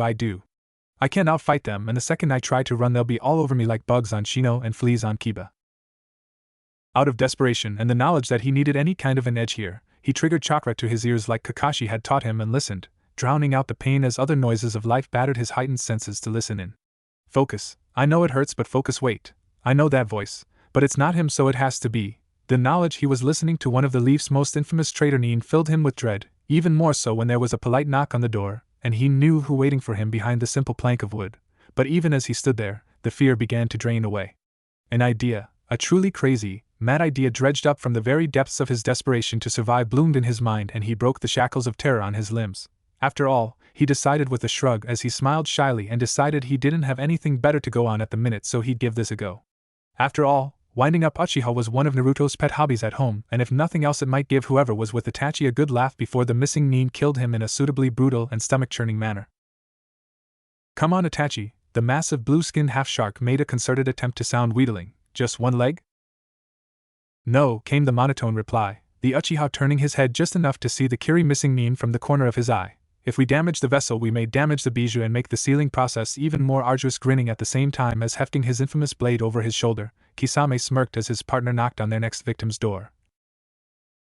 Ah, but where's the fun in life if it's not a challenge? I hate getting bored. After the Kyuubi is taken, we will request another bijou, one in an experienced host. That should give you enough of a challenge. Hearing the door open, the former Leaf Nin turned towards the Jinchuriki. Uzumaki Naruto, you will come with us now. There was a long moment of silence, one that Itachi had expected. After all, their target was only a boy of the Leaf, an unusually strong one it was true, but still a boy likely stunned into shock to stand in the presence of such an infamous figure in the Leaf's history. Realizing he wasn't going to get an answer, Itachi sighed softly and reached forwards to grab his target before the paralysis wore off. Dude, do you have any idea how creepy that sounded? Itachi blinked, his hand frozen as it appeared their roles were reversed. Suddenly the genin before him was animated and he was stood as still as stone, only able to listen as Naruto went on. Come on, asking a young boy to come with you, man, that sounds like something Orochimaru would try to pull. He's always giving them gifts. It must be a Nin thing. All the powerful Nin I know have got something wrong with them. Ero-sennin's a pervert, Kakashi-sensei's a pervert, and he's always late. Guy-sensei's always running around screaming about youth and Orochimaru. He seemed to shudder at the thought of the snake Nin. Let's not go there. Is that it? The secret to power is to let out your inner pervert, slacker or other vices, and bang, all of a sudden you're Sannin level? Kisame's shoulders started to shake. I mean, Naruto carried on, seemingly oblivious to his audience while internally he was both praying for Jiraiya to get his act together and pull off a dramatic rescue and praying neither of the two missing Nins looked over his shoulder to see what a couple of his clones were up to in the room. It must be me. I must have a sign over my head, or something that says Uchiha lover. Sasuke's just the same. Itachi's eyes widened at the mention of the brother he'd abandoned, but before he could get a word in edgeways Naruto had simply steamrollered over him. Still, I guess I should have seen this coming, he sighed melodramatically, ever second precious to him as he carried on. He takes after you in so many ways. You know, tall, dark, brooding, and the personality of a half-brick in a sock. I suppose it's only natural his tastes develop similar to yours. Kisame was forced to turn his back on the scene. Man, is this guy made of porcelain or something? It was working on the taller of the two as far as Naruto can see and hear, the muffled snorts of laughter coming from the back of the broad cloak giving the game away there. But Itachi seemed unmoved and Naruto was starting to sweat as he was starting to run out of material. He reached back into his mind for something else to go for and internally praying for a miracle when, just for once in his life, Kami took pity on him and sent an angel of mercy to guide him in this time of need. Itachi. Today is the day I avenge our clan. Thank you, Sasuke. There was a first time for everything, and gratitude for the team of his class was definitely a first for Naruto. Right now, though, he was desperate enough to take what he could get, and to that end, before this whole thing devolved into fisticuffs and both he and Sasuke got their collective behinds beaten black and blue, he slapped a palm over his eyes and turned back towards Itachi, his tone long-suffering and tired. See what I mean? Even after leaving Konoha I can't get rid of him.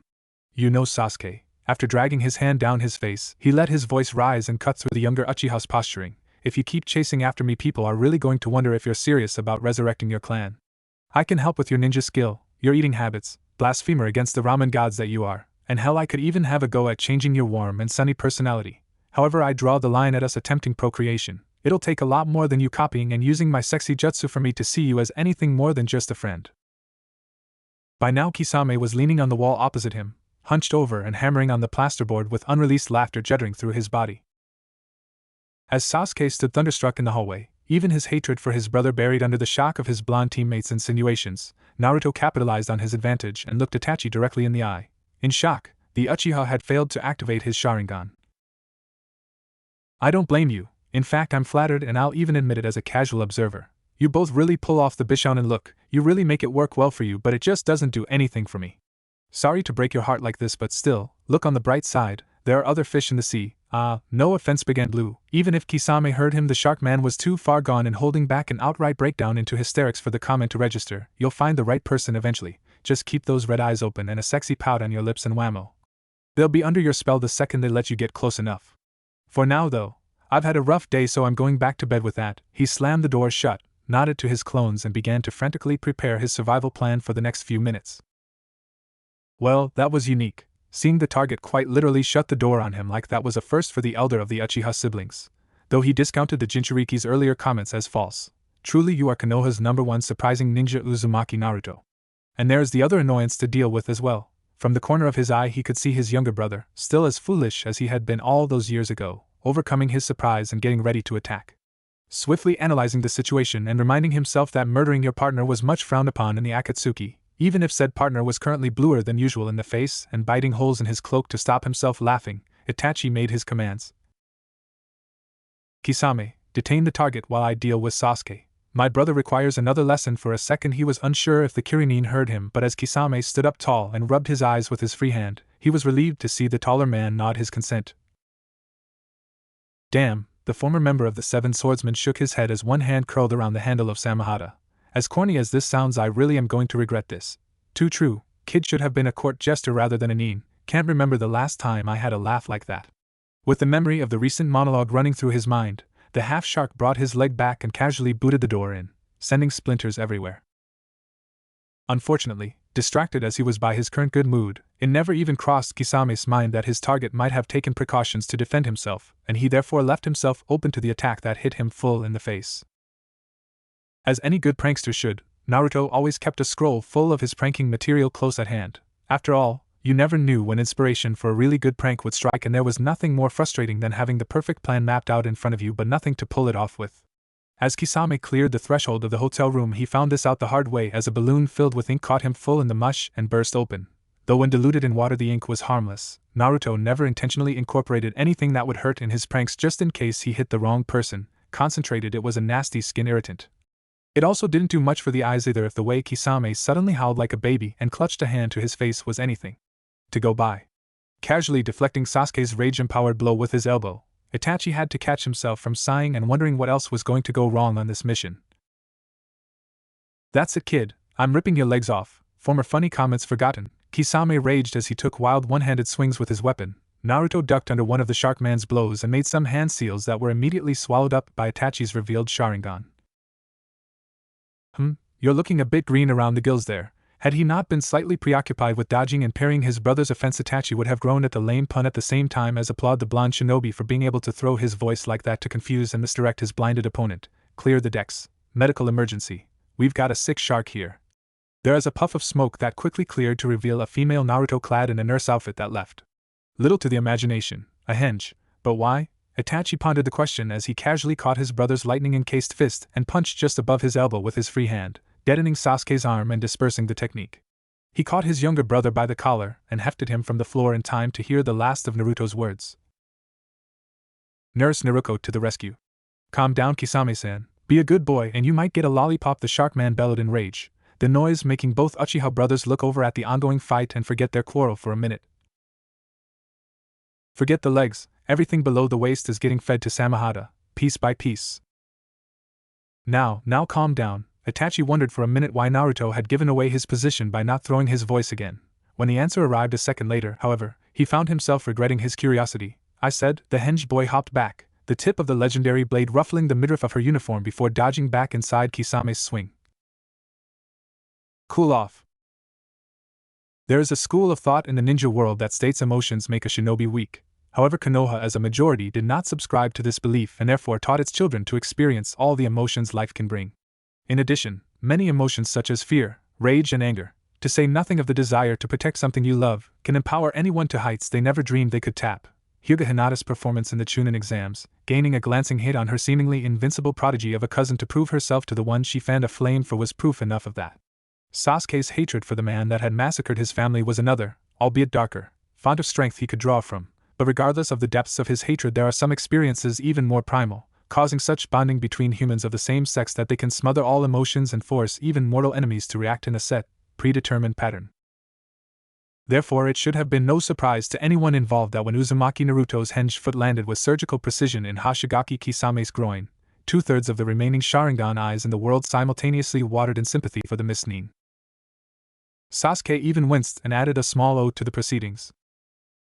Kisame, for his part, simply collapsed, Samahata clattering to the floor as the misnin's face went from ocean blue to swamp water green, both his eyes and mouth open to their fullest extent. Both hands grabbing the new sun of pain that had eclipsed all other sensations in his world, he fell to his knees and came eye to streaming eye with the one responsible for this agony. There, that wasn't so bad, she grinned before leaning forwards. Now stick out your tongue and say ah. I'm gonna kill you, kid. The threat would have sounded more impressive if the one administering it wasn't talking in a voice that would have put a falsetto choir girl to shame. Seeing his partner incapacitated in such a below-the-belt manner, literally as well as figuratively, Itachi felt his patience finally snap. Casually flinging Sasuke over Kisame's head and into the room, the Leaf Trader seized the henge Naruto by the back of her uniform and brought her up to eye level, Sharingan spinning and morphing into the deadly Mangekyo form. No, put me down, bad bishi, Naruto scolded before seeing the transformation of Itachi's eyes and grabbing for her top, yanking it downwards. Oh, flash no jutsu. Itachi would have scoffed and claimed he was immune to such a crass technique. But the fact of the matter was that he was a man. He had urges that most of the time he suppressed very well, and it was a very convincing henge Naruto had come up with. A combination of these reasons meant that for an instant his eyes were diverted from their original target. He had just enough time to notice the small strip of paper nestled between a relatively generous bosom before the tag went off and the world turned white. Sasuke had been caught in the brightness as well, but, as he'd been trying to recover his breath and had his eyes half shut, to say nothing of the fact he was partially shielded behind Kisame's still kneeling bulk, meant he was only dazzled by the tag rather than blinded by it. He still felt battered and lightheaded from the lack of air, but pushed himself upright regardless, hatred alone forcing him upright. Now was the chance to kill his brother, regardless of Naruto's interference. He glanced across, palming for a kunai, just in time to see the figure dropped by Itachi's reeling form vanish in smoke before he felt himself move against his will, as though someone had wrapped a thin twine around his waist and given it a hard yank. What? Where the gravity being the annoyance it was, Sasuke found himself falling down the side of a building with no idea how he'd got there. Instinct took over and he adhered to the nearby surface with chakra, just in time to see another Naruto grab his hand and whisper urgently. His clones, he must have pulled me out the building with a substitution jutsu. Can you run? Yes, but there was a sudden pull on his wrist, and he was nearly jerked off his feet again. Then do it. That tag won't keep them busy for long, and either of them could kill us blinded anyway. But the bright dots imposed on his vision were playing tricks on his, as it looked like Naruto had to wrestle a shiny white something into a pouch of his before carrying on. Itachi. is going to be really pissed off when he can see again. Naruto cut him off as he jumped the last 6 feet to the floor, looking around for the next way to run. He just owned you now, even with Chidori. You think he'll give you a chance now he's just been pranked? That was a valid point.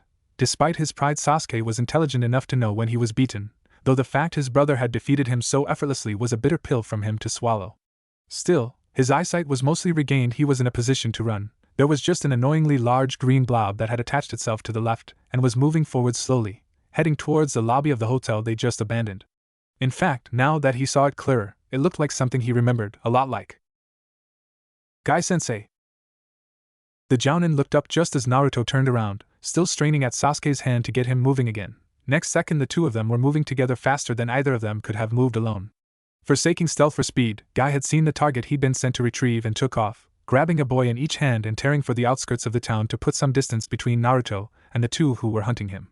Buildings blurred past and the wind howled in his ears as the taijutsu master ran and didn't look back, as preoccupied with his route and dodging civilians as his new charges were with keeping the last meals contained below their esophaguses, none of the three hearing as, from the building they'd just abandoned, a final roar of mingled rage and shock echoed across the town.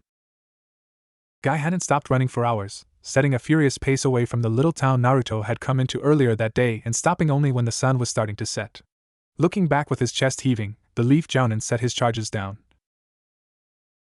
Yash, that should be enough to lose them. Either Sasuke nor Naruto were in a fit state to answer. The nausea of the high-speed trip had made both boys lose their lunch, breakfast, and was currently delving for last night's supper. Now we must hope our flames of youth burn bright enough to light the way for Jiraiya-sama to find us. No need, Naruto managed to croak out after flopping onto his back. Tracking seal, in my sock, he'll find us. There was a sudden ribbit from the side of him as a frog hopped into the clearing. A second later, all three watched on as a hand, then an arm, then the rest of Jiraiya emerged slimily from the toad's innards. Even Guy looked grossed out by that one, though he managed to avoid disgracing himself like Sasuke and Naruto did. Sorry about that, but I had to get here fast, the sage apologized before his voice took on a hard edge and he folded his massive arms. Naruto, what happened back there? The Gaki shot him a filthy glare and pouted. Because you had to go out researching, I had to get away from his. He jerked a hand towards Sasuke, older brother, a big blue mist nin called Kisame that got a response. For a minute he thought his current teacher would faint, but Jiraiya managed to keep his composure and merely asked, how? Clones in a flash tag, Naruto shot back shortly, then me and Sasuke pegged it out of there before they recovered and ran into Guy-sensei. He got us here unusually. The Jounin merely nodded, face serious as Jiraiya finally seemed to notice the Uchiha in the party. Sasuke, what are you doing here anyway? Itachi and his partner were in Konoha. Kakashi is in hospital because of them. I knew he was following you, so I followed him to avenge my clan. Jiraiya considered this for a minute, finger on his chin, before nodding at the Uchiha. I understand, he just left it long enough to let the Uchiha look smug before delivering the cutting line, you are an idiot. Naruto had to clamp a hand over his mouth at the expression of his teammate as Jiraiya tore into him. You wanted to take on Itachi Uchiha, the man who destroyed an entire clan of ninja in one night, as a genin with one, maybe two, jutsu over B rank? That's not a plan for anything other than suicide. Itachi does not care how skilled you think you are, or even that he's your brother. If you get in his way, he will kill you. Get it through your head. You are not strong enough to even think about taking on a water clone of Itachi yet. You need years of training and a backup team before you can try to avenge your kin. But nothing. This time Naruto spoke, surprising those involved and making Sasuke curl his lip derisively. Look team, back there you got the hell beaten out of you. I got us out of there and I'm the only reason we got out of there, right or wrong? Sasuke glowered at the reminder but eventually had to confess. Right. Okay, progress. Want to know how I did that? How I pulled one over on your brother? It's easy, I didn't do what he told me to do. I did something different, and it caught him flat-footed, exactly what you haven't been doing all these years. What did he say, Sasuke, on that night? What did he tell you to do?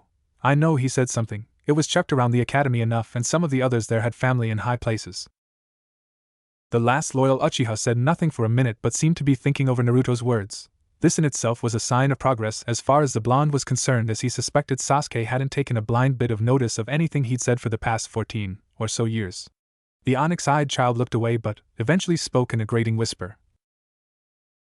Hate, his answer began. He said to hate him and grow strong, then I could stand before him when I had the same eyes he did. And you believed him? Naruto slapped his forehead. It was either that or he was certain he'd slap Sasuke. For Kami's sake, they call me a dope. Just think about this, Sasuke. Use that genius brain of yours. Itachi kills your clan and leaves you, a potential rival, right? So what's he going to do to make sure you don't grow into a threat to him? How about, tell you exactly what not to do in the hope you're dumb enough to listen to him, and guess what? He was right. You've swallowed the crap he told you without even thinking about it, and it's led you to this. He gestured with his hand, measuring the Uchiha up and down, rushing in without thinking, trying to take on a superior opponent from the front with an assassination jutsu. The clues in the title genius. Just suddenly he felt tired, exhausted by what he'd just done and the fact that he'd got away with it.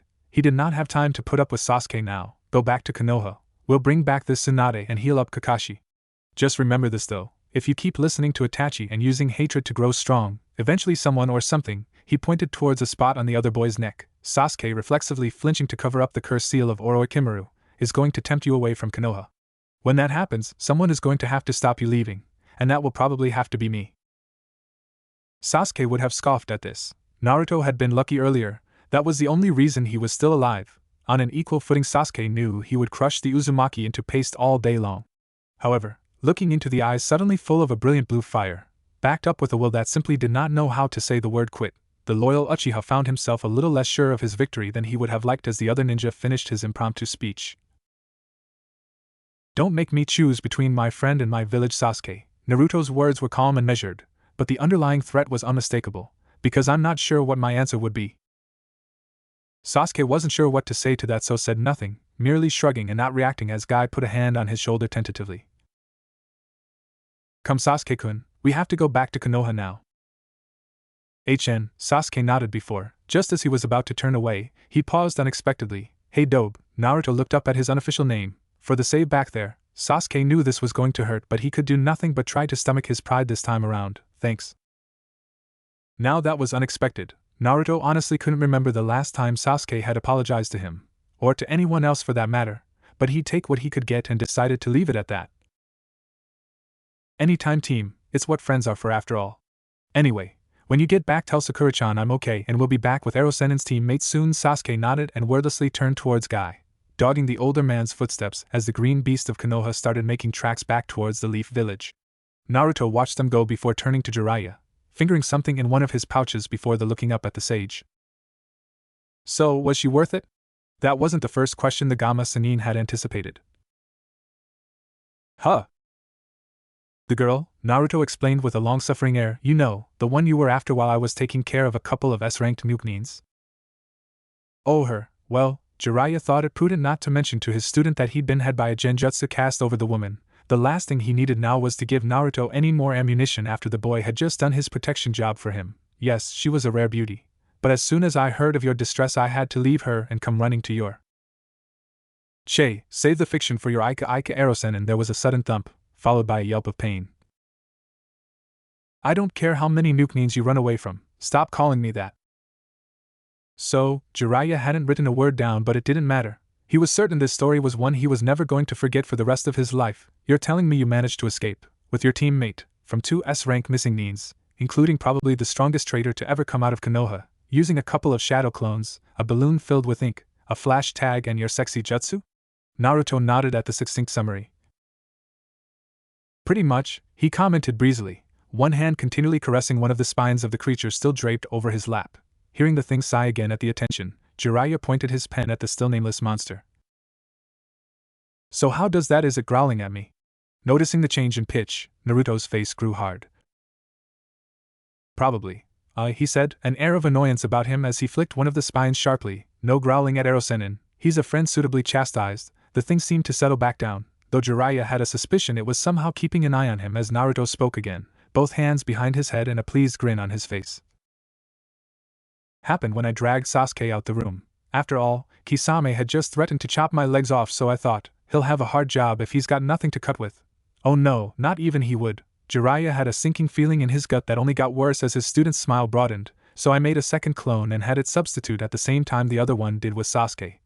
Managed to seal her into a scroll while he was still blinking spots out his eyes. Okay, he spoke to the thing on his lap, enough for now, back to what you used to be. The Toad Sage was so desperate for his guess to be wrong, but, as the spikes receded and fanged grin seemed to meld together into another, more recognizable form, he buried his face in his hands and despaired. Samahata, ashen-faced, he looked up at his pupil again, not believing Naruto would do something so simultaneously brilliant and stupid. You stole, Samahata. Naruto, do you know what that sword even is? I know it was hungry, the blonde shinobi said nonchalantly as he stood up. Poor thing, no wonder it ate everyone's chakra like there was no tomorrow. Kisame must have kept her starving on purpose to do that. Now I owe him another kick in the nuts. Having said his piece, the Hokage grabbed the handle of his new weapon and, with a grunt of effort, placed it awkwardly on his shoulder before looking at his mentor. Coming Arrow Sennin. I'm a bit tired, Samahata. Have to see if I can change that name. I don't like it. Anyway, she really took it out of me so I could use a lie down overwhelmed by miracles. Jiraiya simply nodded dumbly and stood up, his voice deadened as he asked another question that had become obvious to him. Naruto, how can you even pick that sword up? It should stab anyone but Kisame who tries to use it. He grinned ruefully, holding up his left hand and displaying the palm. Even with his healing factor, Jiraiya could see recent lacerations in his skin that hadn't fully regenerated yet. She did at first. Even when I sealed her in a scroll the first time, she slashed me a few times, he griped before patting the pommel of the legendary blade. I was out here trying to figure out why when I channeled some of my other chakra. Jiraiya nodded to show he understood. Despite being what he was, Kyuubi was still a sore subject for Naruto to discuss, just to see what would happen. That was probably what woke you up. Samahata transformed into that sword you saw and it caught me a bit off guard. But since then she just took a couple of bites out of my chakra and we've been good. Only you, Naruto. He already knew the boy could win over hearts and minds like no one else he knew. It was the reason he decided to take the Gaki along on this trip in the first place. But this was something else. Only you could pilfer a Mist-Nin's sword and make it yours in the space of less than a night. Still numb but with ideas and questions pouring through his mind at a rapid rate of knots, mostly involving just how powerful Naruto was likely to become with that blade now backing up his already monstrous chakra reserves. One last thing about his student's recent speech made him pause and then shudder suddenly. Naruto, the shinobi looked over both his shoulder and Samahata's blade as Jiraiya fought to master his voice. How do you know that blade is a she? To his relief the brat looked perplexed before shrugging. Tenten-chan always said most swords have female names and I wasn't sure what this one was called, so she's got to be a she. Oh, I never thought of that. A devious grin flitted across his lips for a minute. I've got to show her this when I get back. She'll go green with envy. No, scratch green, she'll turn puce seeing me with a legendary sword. Filled with a cackling glee, Naruto headed for his bed, not noticing as Jiraiya behind him paused and turned thankful eyes to the heavens. It's just a convention, not a fact. Breathing out a sigh of relief, he gave the back of Samahata a last wary glance before following after his student. After what I've seen tonight, that'd be a date even I wouldn't want to go on. In the Hokage booth of the Chunin exam arena, surrounded by the helpless, boisterous noise of the crowd around him, only Sarutobi Hiruzen, Sandaime Hokage of the village hidden in the leaves, found himself apart from the general feeling of the rest of his citizens as the spectacle of the first match of the Chunin exam finals had played out before them. Slowly dragging his hands down his face, the old nin steeled his nerves and turned to face his opposite number from Suna, trying to make light of the situation. Hokage Deno.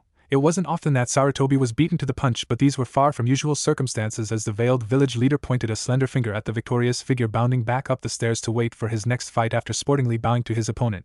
Just remind me again, which of your genin was that? That was Uzumaki Naruto, Sarutobi intoned heavily, trying hard to quash the upwelling of pride in his breast as he saw his adopted grandson advance to the next round of the exams. Konoha's #1 surprising ninja and currently waging a one-genin war on Konoha's diplomatic friendship with Suna and my blood pressure. I can only apologize. He fell silent as the other man raised a hand gently. No apologies necessary, Sarutobi Dano. He acted completely within the rules of the exam. In fact, I doubt we'll see a finer example of the ninja basics today. The boy confused, misdirected and drove his opponent up the wall before administering the coup de grace, a textbook example of a shinobi battle, and he used only one jutsu in the whole fight. True, though I have no idea where he learned a concealment jutsu that advanced.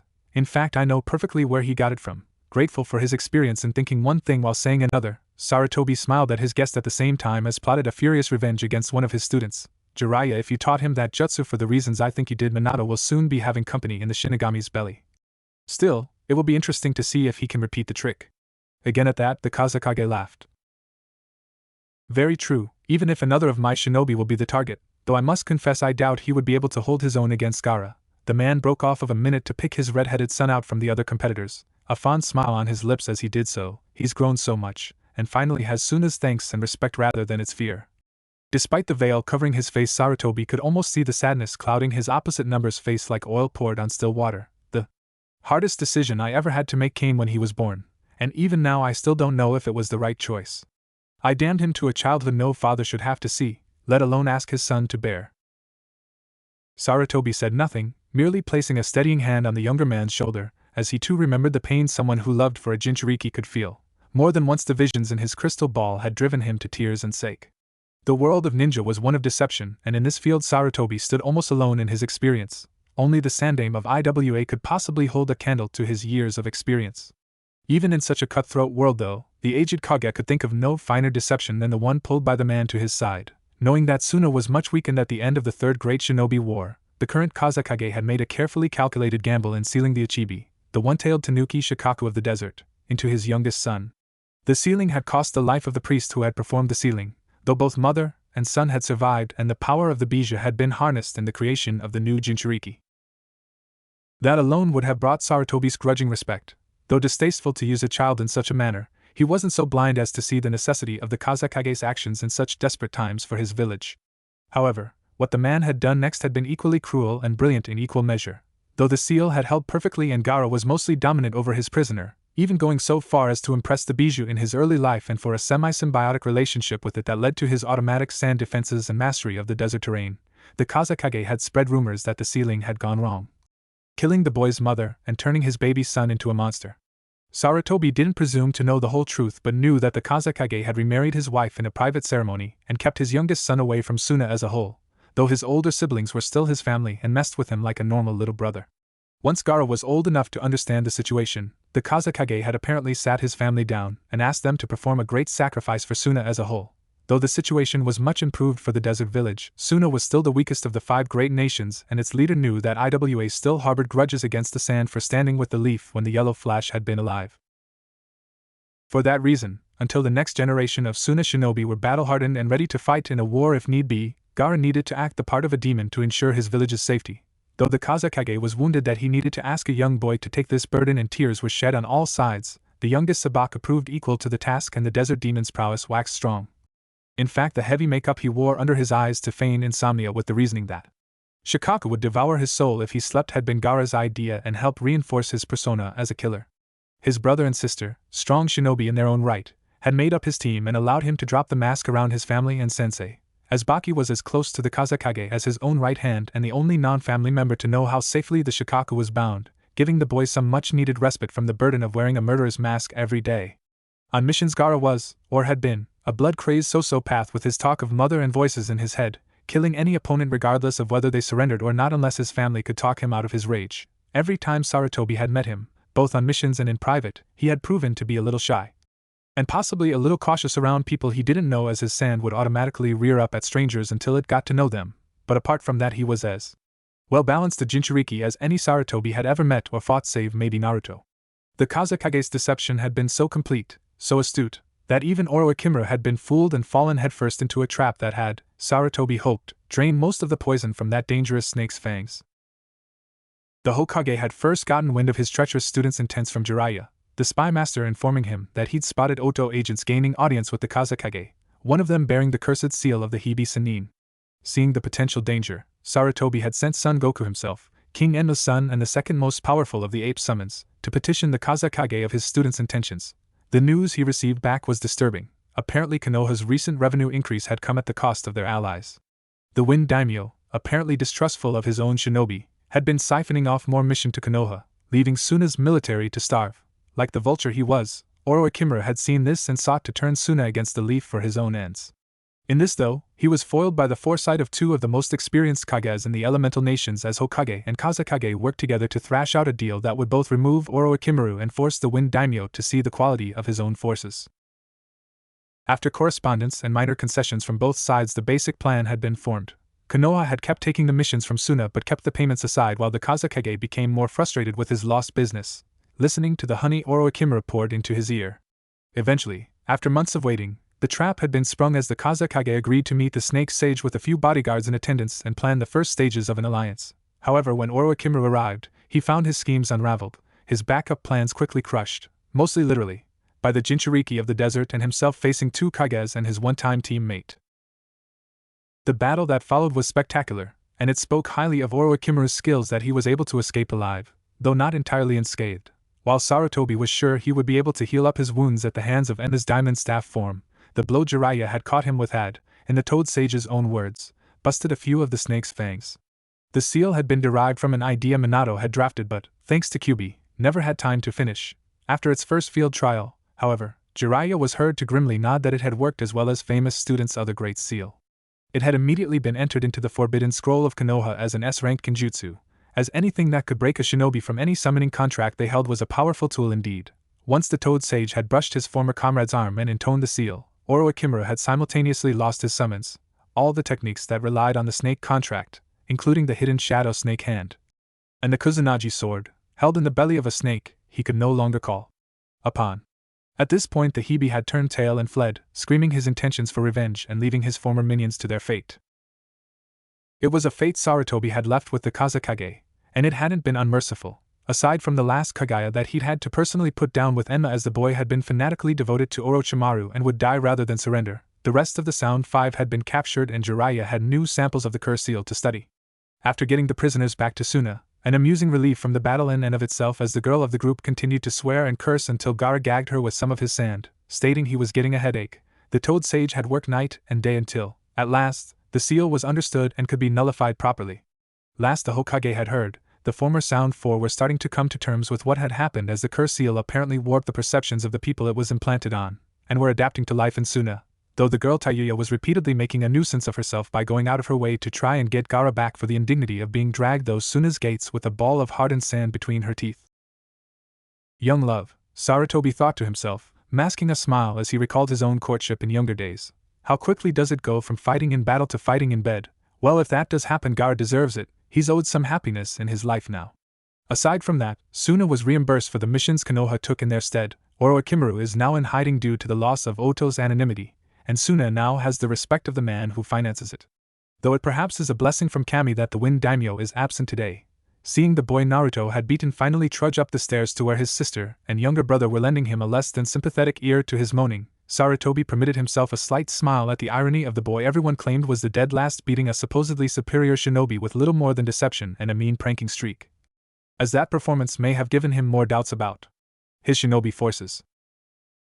Kankuro was feeling pumped up and ready for this, though he wouldn't be able to use his disguise trick with Karasu again since his opponent had seen it in the preliminaries. He'd seen the boy he was fighting, one Naruto if he remembered rightly, fight in the preliminaries and didn't think much of his performance. Though he had to respect his opponent's chakra capacity if the number of Kage Bushins he could pop out was any indication. Still, if the other genin was hit by a single one of his poison weapons, this match was as good as his. The paralysis agent would freeze a man up in seconds, giving him an easy win. He kept his confident face on as the other genin skipped down the stairs, the eye-searing orange of his uniform almost reminding the puppeteer of the desert sand of his home as Naruto crossed the arena and beamed at the referee. Uzumaki Naruto, future Hokage, is here and ready to go. The Jounin simply coughed wetly again and turned to look at both Nin before looking up to the Hokage's booth, waiting for the signal to start the match. While this happened, Kankuro noticed that the smile had dropped from his opponent's face and, seizing the advantage, laughed loudly, pointing at the diminutive Nin. "What's the matter, kid?" He spoke tauntingly. "Scared of me? You should give up now and come back when you're out of nappies." The other boy seemed to flinch at the blow and Kankuro gave himself a pat on the back as a ripple of approval raced around the crowd at his psychological attack. With any luck he'd be back in the stands and cheering on his siblings without even having to unwrap Karasu. "Of course I'm scared of you. You're the only guy I've met more perverted than either of my two teachers, and believe me, that's some accomplishment."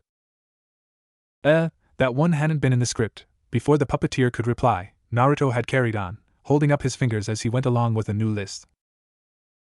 "You tie yourself up like a mummy in public, walk around in a gimp suit in broad daylight, wear more makeup than your smoking hot sister, and you play with dolls. Man, those are some habits even Kakashi-sensei and Ero-senin wouldn't touch with a 10-foot pole, and even worse, you've corrupted your little brother into wearing eyeshadow. What kind of freak are you?" Up in the stands, Gaara ran a finger under his eyes self-consciously. It wasn't his fault, or Kankuro's either for that matter. It was an essential service for his village. In the arena, Kankuro felt his face grow hot as he heard a couple of sniggers from the gantry, and with a flush he threw Karasu off his back, the bound puppet making a hollow wooden thump as it impacted in the tightly packed sand. "That is not true, it's..." "What, you don't think your sister's smoking hot?" "Yes, no, she's my sister." Kankuro realized what the other boy was driving at and fought to keep himself from ripping the blonde brat limb from limb. It was a struggle that only got harder at Naruto's next words. After saying you wanted to see me in nappies, nothing about you would surprise me now. He's dead. He is going to beg me to kill him before I leave this arena. Kankuro said nothing, the breath all but boiling the air in front of him as he formed his battle strings, and Karasa unfolded itself from the wrappings as its master spoke in low, measured tones. Referee-san, start the match please so I can make this brat eat his words. To his infuriation, said Brat merely smirked and shrugged as he nodded at hate. Just as long as you make sure that's all. He tried to make me eat. Seeing and sensing confusion around him, Naruto made to deliver another cutting line. Just keep them off balance and go from there. Believe me, it's only going to get worse from here, buddy. Let's face it, that puppet doesn't look much like a girl.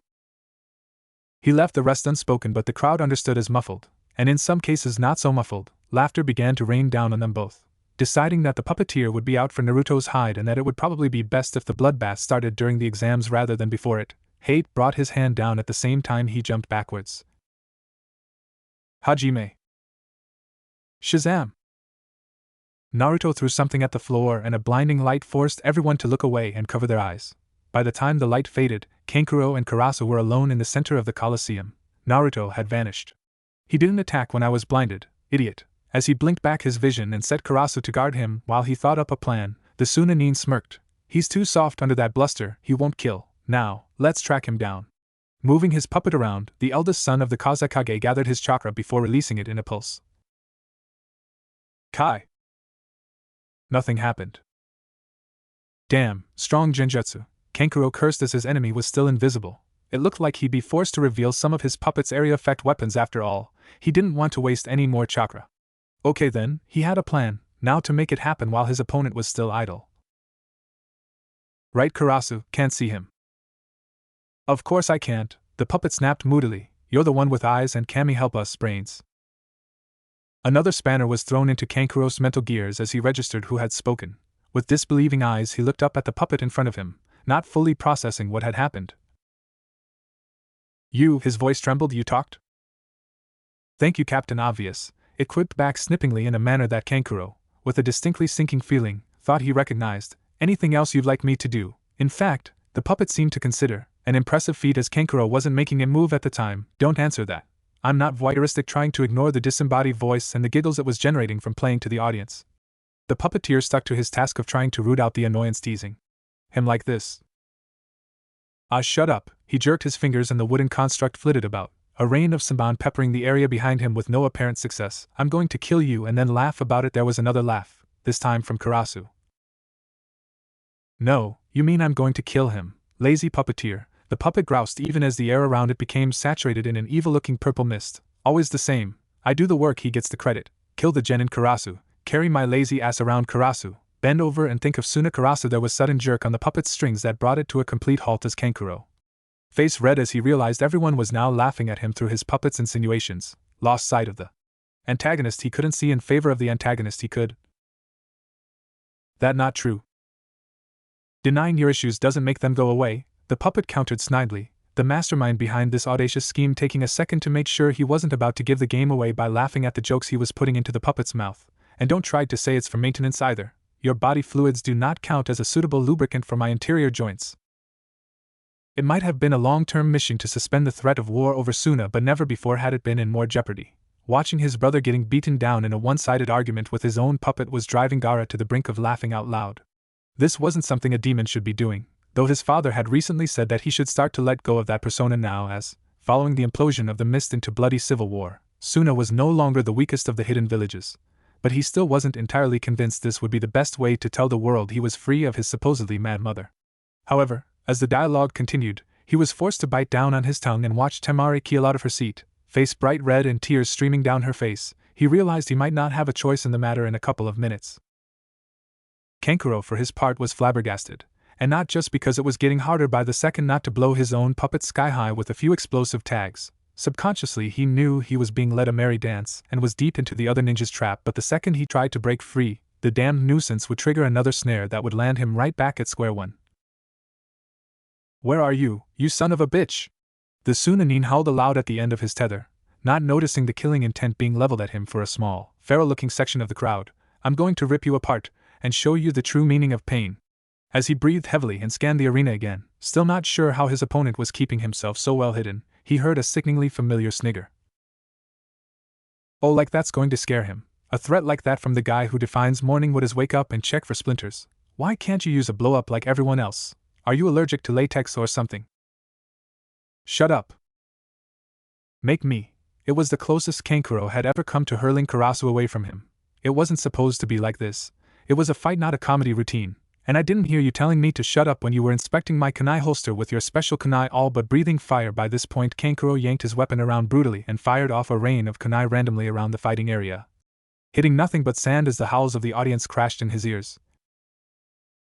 None of this is true, You got that right. He was so surprised with his pseudo-opponent agreeing with him that he stopped mid-sentence. A fatal mistake. You couldn't get your rocks off there. You had to use the Sanban launcher. At that final insult, Kankuro snapped like a dry twig. Screaming in rage, the puppeteer hurled the disobedient puppet around, firing off weapons like they were going out of fashion in the vain hope of flushing out his hidden quarry. Come out and fight me, you coward. You're nothing if all you can do is taunt. Someone cleared their throat nearby, but Kankuro was too far gone in his rage to realize it. You're not a shinobi, you're a joke, a freak and a dead last. The throat was cleared again, this time louder, but still the Sunanin ignored it. You're not fit to be a chunin. You don't have the guts or the skills to lead a squad and kill. He paused for a second, breath heaving in his lungs and not recognizing the audience. Suddenly falling silent, focusing all his attention on Karasu as it spoke again. You tell him, boss, but there's one thing you forgot to mention, that he is. What? A sudden impact pitched the puppeteer forwards on his face, Karasu going limp as his concentration broke and the chakra strings animating it faltered and flickered from existence.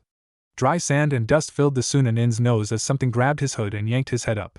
He struggled and tried to kick the assailant off his back but froze as he felt a shock of cold steel under his throat, listening to a voice in his ear that was suddenly bereft of the teasing lilt Karasu had used. He's behind you, Naruto informed him before looking up at Hate. Jounin-san, from here I could kill him at any time. I claim victory. Hate inspected the scene for a minute before nodding, coughing and raising his hand. Shosha, Uzumaki Naruto.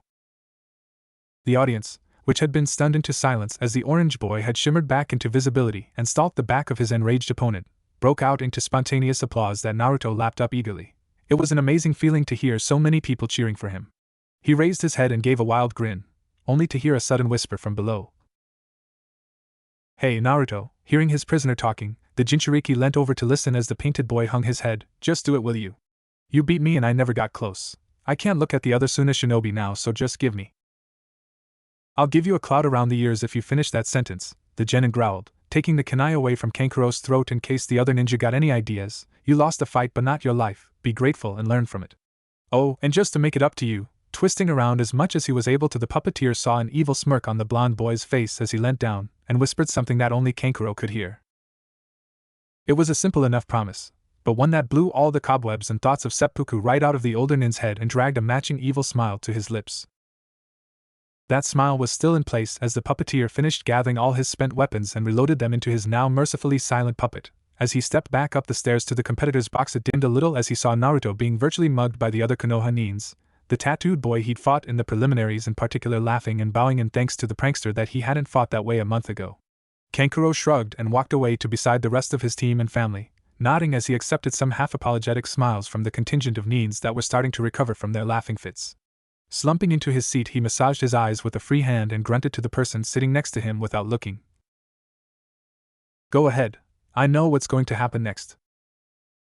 And happen it did. Temari and, to his surprise, Gaara as well burst out laughing again, though the Ichibi container was far more constrained in his mirth compared to his sister. The wind mistress was actively bumping her forehead from the tip of her fan as she rocked forwards and back like a leaf in a gale of laughter, thumping her brother on the shoulder. So sorry, hee, she broke off to wipe her eyes, grin on her face a mile wide. Bu, but that was something else. I never, he's a ventriloquist. To use that on a puppet here. Oh, that's going down in Suna history. She broke down again, taking advantage of the impromptu lull in the matches that had followed, Naruto half killing the audience with his one-liners and Karasu's unwitting assistance. Kankuro merely massaged his forehead and looked over at her, face set in a basilisk stare. You know, Mari, there's only one thing that makes this whole thing just about bearable for me right now. Guess what that is? Shaking her head in a way that made her ponytails shake, Temari waited in anticipation for her younger brother's answer, though the grin his painted face split into when he spoke next punctured some of the mirthful mood that had surrounded her. He's up against you next round. Temari went pale. Let's find out. During the recess after all the first-round matches, Sarutobi stretched back in his chair and fanned himself gently with the Hokage's hat, wincing as something in his back let him know its displeasure with the sudden movement in the form of a sharp grinding pain and dull snap. Kami, I'm too old for this. I need to get Jiraiya on the case of tracking down my replacement as soon as these exams are over. After I finish raking him over the coals for teaching Naruto the ways of the super pervert. Still, on the bright side, it was a nice day to be outside and the exams had been a great success so far, though Sarutobi was forced to mask a smile as a part of his conscience reminded him that there was at least one genin candidate who was probably wishing he hadn't got out of bed that morning. Masking his humor with a contemplative look, the Sandaime looked across to his opposite number from Suna. The younger man likewise sat back in his chair with his fingers steepled under his chin. A reel for your thoughts, Kazekage Deno? Startled, the leader of Suna's military strength jerked upright before relaxing again, nodding as he spoke carefully. Hi Hokage Dano, the matches have gone well so far. 2 of Suna's nins are through and at least one of them should reach Chunin, if not higher. I agree, Gar-san's strength is far beyond that of any of the other candidates here, the old man agreed diplomatically, though if he and Naruto decided to go all out I wouldn't want to be anywhere near the danger zone. The way he handled the Hyuga prodigy was truly inspired. Niji never got close and he is, despite his attitude, a formidable nin. His chivalry, despite himself Sarutobi couldn't help but smirk as the Kazekage shuddered silently, though the veil he wore concealed any potential blush, also won him many friends, especially from Team 8. That much was certainly true. Everyone in the stands knew the match was over the second the Suna nin had managed to wrap the Hyuga up in his sand after disrupting the so-called perfect defense of the prodigy by forcing the sand under his spinning feet to shift unexpectedly. Most of the audience had expected Niji to meet a messy end at that point, but what had happened next had shocked everyone there, even the Jinchuriki's own father. Poor Hyuga Hinata had nearly fainted dead away when Gaara had shouted for her loud enough for the entire stadium to hear. Lady Hinata-san, this fool's fate is in your hands. At once all eyes had swiveled to the girl Niji had brutalized in the preliminary rounds, and she let out an eep, almost missing the rest of the Sunanin's proclamation as she sought to hide behind Kiba. Do you want me to kill him or spare him for what he did to you? It took a moment of virtual hyperventilation and Akamera licking her hand reassuringly for her to gather the tiny scraps of courage left in her body and reply in a whispering shout that, regardless of its quiet nature, everyone in the stadium heard. Ayano, Gaara-san, please don't kill him. Trembling slightly, she looked down at the restrained form of her cousin, lavender eyes radiating concern and possibly pity despite the wounds he had inflicted upon her not a month earlier. He has been hurt by the past. More than anyone could know, the red-headed Suna Jinchuriki nodded before looking forwards again, skillfully manipulating the sand around Niji's body to force the older Hyuga to lock eyes with him as he spoke again. Your life was spared by your weakling of a cousin. Because of her kind words and only her kind words you still have a fate in this world. He raising his hand forwards, eyes suddenly becoming teal jade stones in tone expressionless as he commanded his battle sand once more. Remember that when you wake up. That girl was always very kind, never did have the heart to kill from what I hear, Sarutobi reminisced as he absent-mindedly pulled his pipe from a pocket of his robe and lit it. I must remember to see if the medical corps would be interested in teaching a Hyuga, or at least, teaching Hinata. I agree, the sudden noise almost made the Sandaime jump. He hadn't realized he was speaking out loud. The main branch heir. She is different from most Hyuga I have met. From what I know of the clan, most main branch members would have had Gaara crush his opponent like a grape in that situation. Assuming they didn't use that controlling seal on their opponent first, it was a fair point. The Hokage was forced to concede that at any time during the inter-clan bout Hinata could have forced her cousin to submit via use of the caged bird seal. Though the fact that she had not spoke much of her courage in the aged nin's eyes. I agree, and it was both kind of her to ask Gaara to spare him and noble of Gaara to ask. Though did he have to break Niji's arms before the bout ended? The Kazekage looked over as Sarutobi shrugged. I only ask because the council will probably moan if I don't. They must protect their geniuses after all. Considering this for a moment, the other man shrugged. Gaara hates bullies, and they were clean breaks. He should be back in duty in less than a month, he stated dismissively, privately agreeing with the actions of his youngest son as the arrogant Hyuga's actions in the preliminary round, against his own flesh and blood no less, had sickened him, though my son was very impressed by that Hyuga's teammate. No one I know of has ever broken out of the sand coffin before. Or landed a hit on him without the use of chakra in a duel. The Hokage chuckled. Yes, Rock Lee is well on his way to becoming the Leaf's latest taijutsu master in time, and that he can open so many of the celestial gates so young bodes well for him. I think he will prove his nindo. He can become a great ninja without chakra. And his loyalty to his team and his sensei's word is commendable, the Kazekage agreed, remembering being forced to shield his eyes during the preliminaries as Gaara's technique had suddenly exploded everywhere, forced away from the body of its victim as Lee opened his first gate before forfeiting immediately afterwards in respect to his teacher's wishes. I promised Gai-sensei not to open the gates except to protect a precious person. It would be unyouthful of me to use them just to attempt promotion, that will, and 5 of the gates in reserve. He will make Chunin, I assume? Oh, most definitely, Sarutobi confirmed with a nod of his head. Though Lee hadn't progressed to the finals, what the genin weren't told was that every stage of the competition was graded. Technically, a genin could be failed at the first stage due to the actions of his teammates, but still get promoted if a specific branch of the village's ninja took interest and accepted his performance. Though I imagine the council's going to pitch a fit when they realize the Uchiha didn't make the grade. True, but the Aburame was perhaps his worst matchup, the Kazekage said fairly. I was quite surprised his coup of techniques was as small as it was. Has his Sharingan only recently awoken?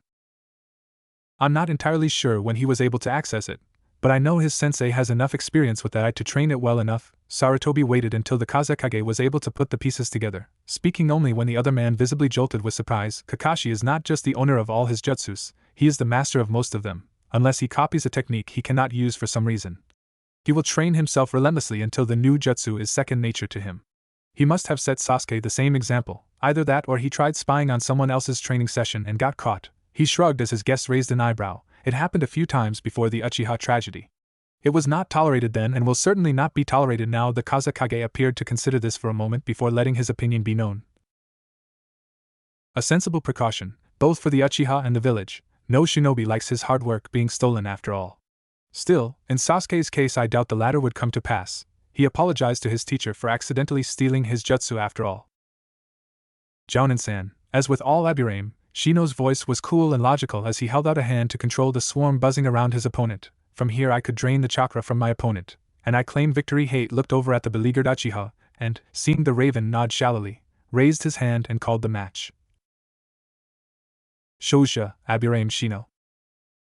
As expected, the crowd was rather quiet at this supposed upset, though the ninja in the crowd reviewing the battle were nodding with the verdict. Shino's strategy had been all but perfect as he had isolated the one weakness of Katan jutsus. The user had to breathe in prior to using them. By having a single insect flying around Sasuke's head and threatening to fly into his mouth every time he looked to take a big breath of air, the silent Nin had shut down a large amount of Sasuke's offense, and, after skillfully forcing the Uchiha to move and using some of his swarm to burrow underground in a delayed trap, had managed to drown his opponent in the midst of his swarm. Calling in his symbiotes once more, the Aburame bowed towards the Hokage's box while Hei turned towards where Sasuke stood scowling in defeat but still resigned to it, and asked the traditional question for defeated Nin. Coup! At this Sasuke brightened somewhat. He always did enjoy a chance to show off regardless of the circumstances. Coup was a chance for a Nin beaten during a selection exam to give examples of any jutsus they knew that they weren't able to use in the tournament, making up for Nin who were forced to withdraw or beaten by opponents who had an inherent advantage over them. In this case, Sasuke knew it was his big shot for promotion and attacked it with a will, hurling fire and flame around the arena at a terrifying rate. The demonstration had lasted over 2 minutes before the Uchiha came to a halt in the center of the ring, breathing slightly heavily but still upright. When he didn't move for a few seconds, Hei spoke once more after coughing again. Finished, Sasuke-san? The boy didn't respond for a moment. In fact, to Hei he looked to be deep in thought, though before the Jounin could call time on his performance he turned and called into the crowd. I have one more jutsu, though Kakashi-sensei. The copy Nin looked over his book as his student shouted up to him. I copied this one from you inadvertently but have been studying in my own time to make it work as it suits my affinities. I hope you find me worthy of it. With that, the genin bowed to his teacher and flexed one arm, concentrating hard. For a moment nothing happened before. With a recognizable crack and distinctive noise, a small ball of lightning flickered to life in his palm. Sasuke roaring the name of his technique as he thrust his arm forwards and allowed the lightning chakra to disperse. Chidori. Silence met his announcement for a second before thunderous applause rained down from the civilians present. Once more the last Uchiha had surpassed the norm for his age by knowing such a high-level technique. Sasuke fell to one knee, heaving for breath like he'd just run a marathon, though he recovered enough to wave off Haide's offer of assistance, and climb back to his feet and bow to the village leaders unaided. Knowing he'd done all he could and the rest was out of his hands, Sasuke walked slowly towards the stands and levered himself up the stairs, nodding politely at the well-wishers offering him luck and appreciation on the way. On reaching the seating area, the Uchiha Raven collapsed into the nearest seat, flexing his hand experimentally and grimacing. Though it didn't burn anymore, trying to use that jutsu still made his hand cramp like there was no tomorrow. That was awesome, Sasuke-kun. There were at least 2 more fireballs per shot than the last time I saw you. As expected, Sakura spoke to him first, though her tone was no longer the blind squealing of someone hopelessly infatuated with another person. Since they had become Team 7, all 3 genin on the squad had matured, Sakura perhaps more than the others, as she was now offering a critique of his skills. Next time though, try breathing through your nose, it's harder to see. I'll keep it in mind, he commented offhandedly before turning to see a grinning Naruto and his sensei smiling with his one visible eye. Sorry I miss your match, Naruto. But it's easier than you think to get lost on the road of life, the blonde grinned before clapping his teammate on the shoulder. If Kakashi-sensei wasn't late for anything but his own funeral, the ANBU would be checking for an imposter. Anyway, I'm sure the others will fill you in, he mentioned with a gleam in his eye that made even Sasuke nervous. Looking like that, he either won by a fluke or by a mile, and right now I'm banking on a mile. Still, what was the last jutsu you used again? At this point, Kakashi interjected. Chidori, my one personal jutsu and a high B-ranked assassination technique. He rolled a stern but not unkind eye towards the genius of his team. Not something that should be taught to a genin. But I'm proud you didn't go overboard with the training on it. Sasuke shook his head. Never again. One lesson I didn't need the Sharingan to learn, the Raven confirmed. The memory of being held by both Sakura and Naruto for nearly half a day at their training ground after the mental blocks he had built up over the years had shattered under the combined weight of the memories of the murder of his entire family. Years of relentless training without so much as a single day's break, and the visual knowledge of Naruto. The dobe and class dead last, learning a skill faster than he, the clan genius and rookie of the year, could pick up, haunting him even to this day. In that moment, he'd completely snapped over the simplest little thing, seeing Naruto pitch a tent faster than he could. The memories immediately afterwards were a bit of a blur. But as far as he could recall, he'd gone from trying dementedly to kill the blonde with a kunai and his own bare hands to sobbing into his shoulder as the pressure of his own expectations finally ground him into the dirt and drove tears from his onyx eyes. The smell of his friend's blood heavy in his nose as the orange jumpsuit and the shoulder of Sakura's dress soaked up his crying. I changed that day, we all did. It was a truth that Sasuke couldn't doubt, as since that time he felt almost lighter, as though vengeance against Itachi was more a long-term goal, rather than something to be pursued regardless of the cost to both himself and others. While still proud of his achievements, he was also able to enjoy the skill of his team and the achievements of others. The memory of tying the ribbon Sakura had worn in her bout against Ino into her hair, and her grateful smile as he arranged her hair around his artwork, was somehow more important than the urge to master a new jutsu, or show off his Sharingan to wow the civilians. Similarly, Naruto had been more than willing to share his trump card jutsu, the Kagebushin, with both his teammates once they had Kakashi's approval and supervision once they asked him how it worked, rather than demand or try to coerce him into revealing his secrets. The jumpsuited boy was still the master of his jutsu though, as Sasuke could only manage a single Kagebushin at best, and Sakura couldn't even do that until her reserves increased or she had help from soldier pills. But such a team ethos and camaraderie was helping him, and the others, far more than isolated training ever had. As he heard Naruto's name being called once more, Sasuke slapped his teammate on the shoulder and smirked. It's up to you now, Naruto, go knock them dead. The grin he knew so well flashed into place, and at that point Sasuke knew, instinctively knew, he and the rest of the audience were in for a real bout this time.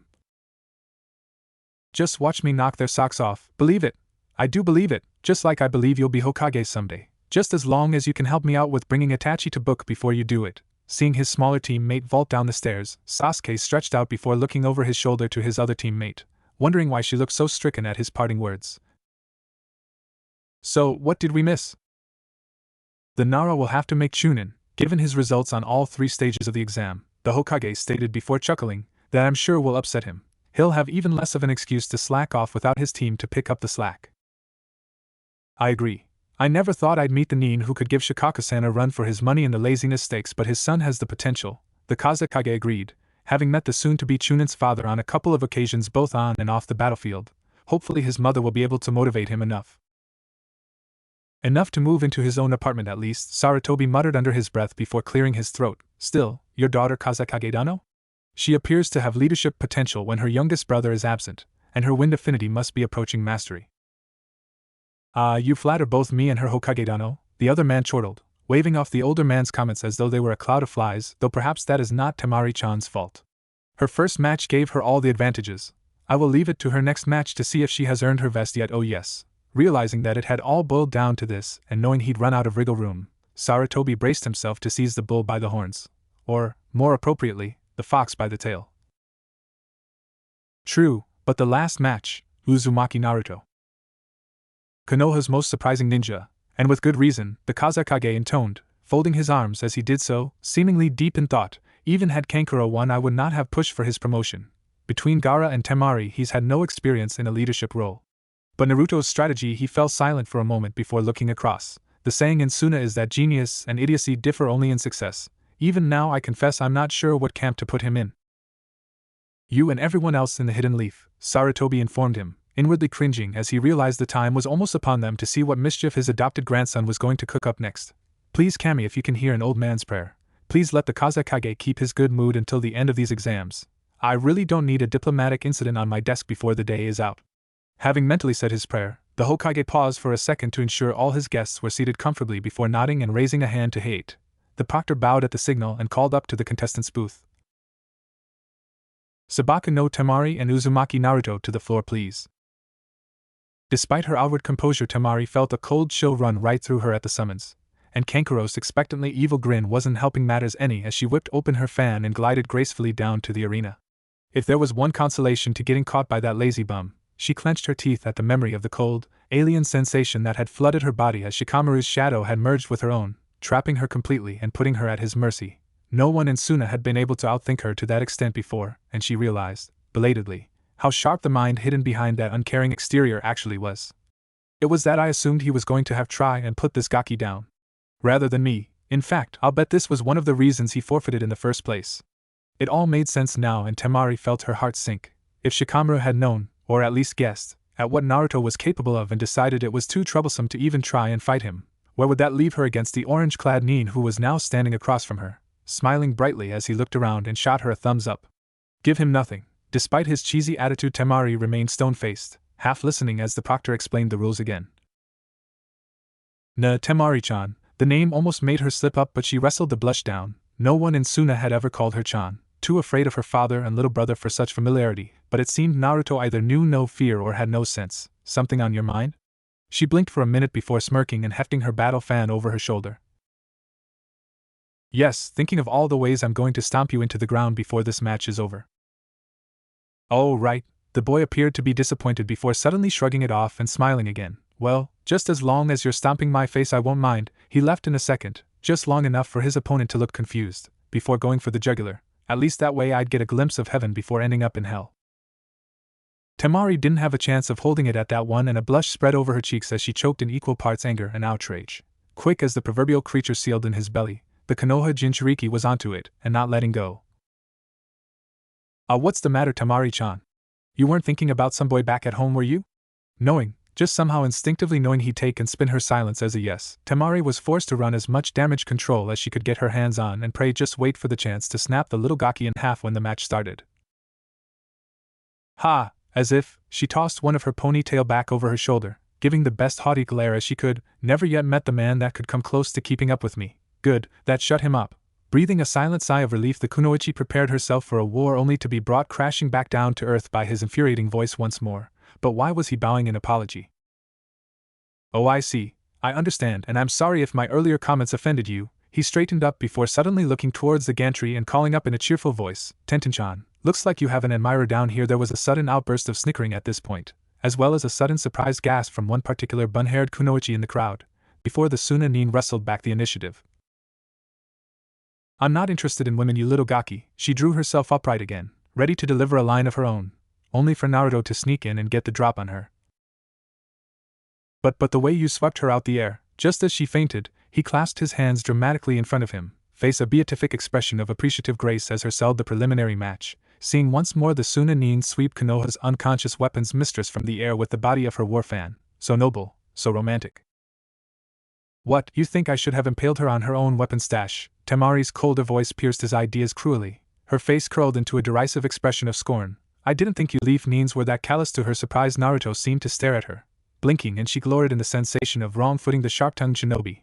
Now just start the match so I can bury him properly and my life shall be. That train of thought hit the buffer as she saw his eyes light up and was overcome with a sudden feeling that she just handed him something on a plate.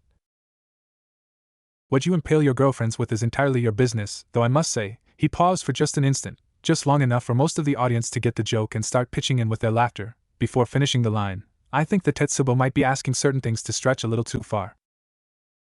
That was it. Kankuro was helplessly gone as he watched his sister splutter at her opponent's latest insinuation. Somehow, being beaten by the leaf nin didn't seem like such a massive problem now he was observing someone else getting the same treatment.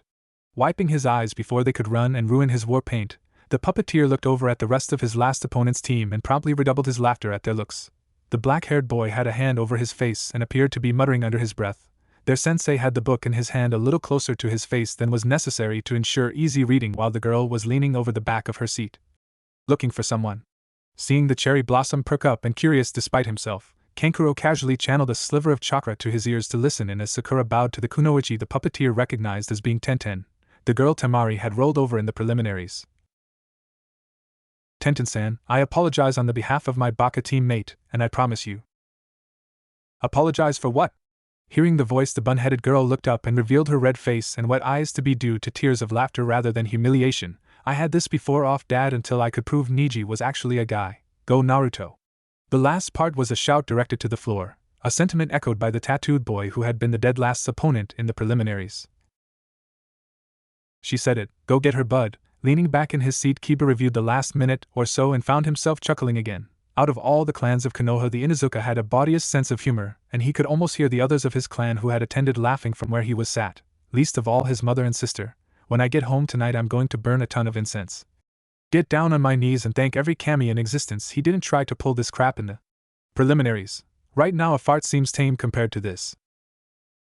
You got that right, Chuji chipped in, offering a bag of crisps that Kiba immediately dove his hand into, fishing out a couple of crisps to share with Akamaru. I'm sure glad I didn't square off against him. It'd only take one F-word to drive me up the wall. Ayano. Both boys looked over to see Hinata poking her fingers together, posture hunched but voice stronger that Kiba could remember it being for a while, and Naruto-kun would not say things to hurt people. He makes fun of them, but that's all. Both boys shared a look, gathering the attention of the others in their teams, before Ino spoke up, flipping her shortened hair over her shoulder. Fun or not, I'm going to give him a piece of my mind when he drags his sorry but back up here, the youngest Yamanaka declared, looking annoyed as she saw Hade raise his hand. You don't say things like that to Kunoichi and hope to get away with it. All girls together, right Hinata, Kurinai-sensei? Talk and watch Ino, it's going down now, Kiba informed her, the other genin quickly dropping into their seats as both fighters jumped backwards from each other, though a second later a grin appeared on the Inuzuka's fang features. Though, while we're on the subject, who up for a bit of a bet? Temari sprang backwards, all senses straining to try and catch a hint of what her opponent was planning for his next move. When it looked like he too was contemplating the same problem, the wind mistress whipped her fan forwards quickly. The technique had no real power in it, just enough to ruffle the younger nin's bright blonde hair, but the intent was there along with the message she delivered with an arrogant sneer. You can't pull that stunt that worked on my brother, she told him, snapping her fan open to emphasize the point. Doesn't matter what stone you crawl under, I'll just blow it, and you, away. Ah, Temari-chan, she was beginning to hate that name, she realized, casually deflecting a brace of thrown kunai with the steel edge of her weapon. You blew me away the first time I saw you. He's flirting with me, in the middle of a battle. I'll kick his ass so hard his grandfather won't sit down for a week. The age-old memories of less than savory treatment from other male neens, at least before she had pinned them to the nearest wall for their derogatory comments, made her vision flash red. And with a snarl she swung her fan around, a lot more venom in her blow this time. That's it, kid, I'm going straight to the third moon on you, wind cutter. The technique kicked up a storm of dust from the ground, but Temari had a suspicion Naruto was too slippery to get caught with an attack that obvious, and kept her senses alert. As she felt a chakra flare off to her left but slightly behind her, right where those kunai went, he switched with them, and spun, only to find herself facing not one but a baker's dozen of opponents, all making hand signs with grim faces as their ringleader shouts solidly. 3 moons, is that it? Take this, shit. With no time to dodge and nothing convenient within line of sight to switch with, Temari crouched and raised her fan, channeling chakra through it to make the weapon nigh unbreakable, though she lost a line of sight to her target, Uzumaki Naruto's secret technique, a dozen deadly moons.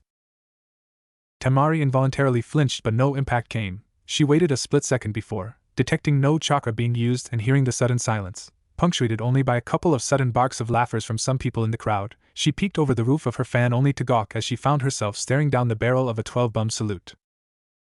Unfortunately, as Naruto and his clones had been facing the competitor's box just prior to 12 of them dropping their trousers, the rest of his year group had been caught in the crossfire. As a result of that oversight, Team 8 were left trying to rouse Hinata from her sudden dead faint, though they were forced to agree with Kiba's observation that the smile on the sleeping girl's face was almost too cute to ruin by shaking her awake. Most of the other guys in the audience were howling with laughter and catcalling the cheeky shinobi. The kunoichi present were silently plotting ways to make the Uzumaki's imminent beating, castration, and possible murder look like an accident. And Team 7 were currently wishing for the earth to open and swallow them whole. Baki-sensei, hunched over clutching his juddering stomach as he was Gaara, had to force himself to stand upright and address his sensei over the sprawled form of his brother, Kankuro, having to fight hard to breathe at the minute. Your girlfriend's dignity is under attack. Shouldn't you do something to protect her innocent eyes? Bah, the older Nin chuckled back. The idea that the eldest Suna sibling had a crush on their instructor was the in-joke of their team, birthed when a 6-year-old Temari had blushed bright red as the then handsome Jounin had complimented the kimono she was wearing, and was still running strong even now. She can take care of herself. Besides, as a feminine shriek of rage echoed up to the galley, Baki was forced to mask a smirk as Kankuro howled with laughter again, tears pouring from his eyes. Right now all she's got is plenty of indignity. But dignity, he shook his head, recognizing a kind of demented genius at work against his student, not after that Nin gets through with her. It was like the first time she'd seen the aftermath of Gaara's desert burial.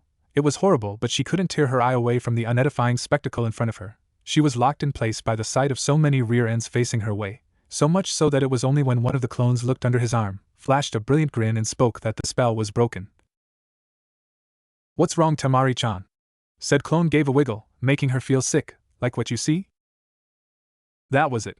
With a roar she whipped the fan around and a split second later 12 of the Narutos burst into smoke, the last one of the unlucky number scrambling to safety and distracting her follow-up attack by dint of a couple of shuriken, forcing her to jump aside, not taking her eyes off her opponent this time. "Ah, that was mean, Sunaheim. Some of the girls at the academy said I had a cute butt." Naruto had to hide his self-satisfied grin as he rolled out the way of another concentrated wind blast. The last bit was a barefaced lie, but she didn't need to know that. Everything was all going according to plan. You could have spared my pride at least.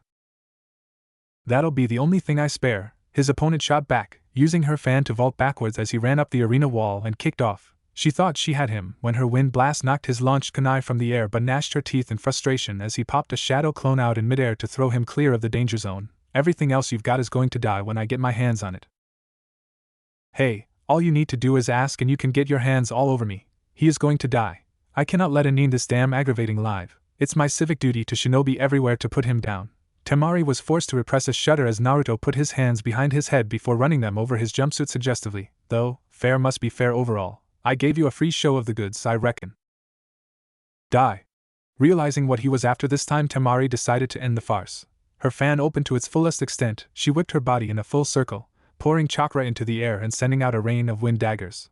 There is nowhere for her opponent to run. She could see the fear in his eyes. He was about to. He vanished. He switched with something. Looking around the entire arena, Temari gripped her fan close and tried to hide her breathing. The last move had cost a lot of chakra. But where did he go? It was only when she heard a characteristic poofing noise above her that she looked up and gasped, along with some of the audience that had seen her opponent's latest strategy.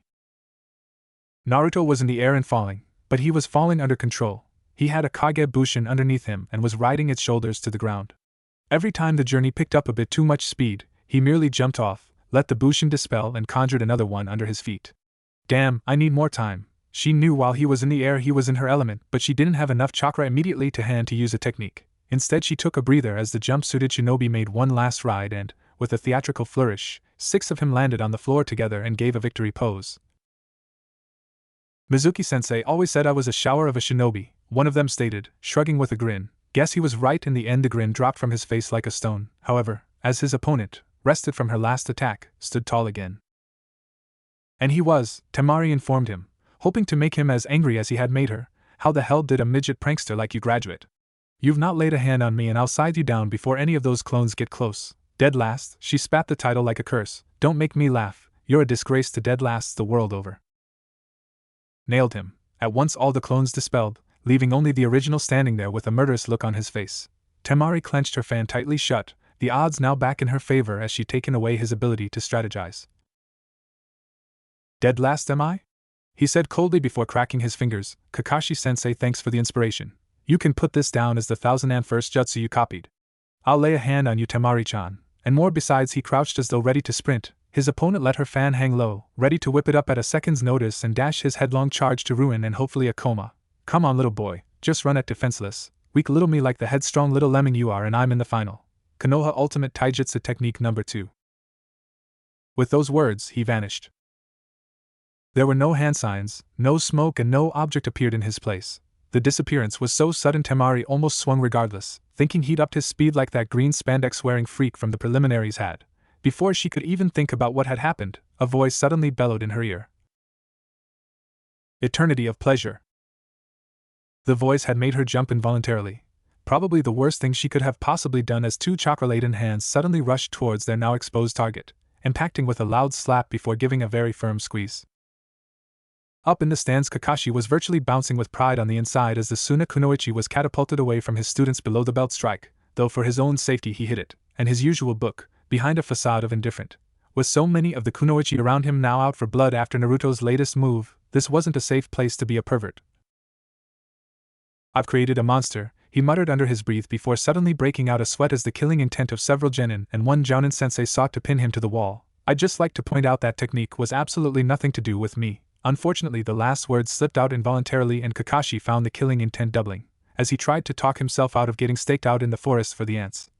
Gaara found himself at a bit of a crossroads and leant over to ask his brother a question. Kankuro, the puppeteer, looked up and wiped his running war paint again. He knew it was ruined, but right now he didn't care, as watching Temari, the big sister who used to beat him up for even looking at another girl with a twinkle in his eye, get her rear end slapped and grabbed was too deliciously ironic for him to do anything but laugh. "Yeah?" I'm confused. Seeing his brother raise an eyebrow, he elaborated, "Half of me wants to shake Uzumaki's hand for doing that to Temari, the other half wants to rip his arms off for molesting our sister. What should I do?"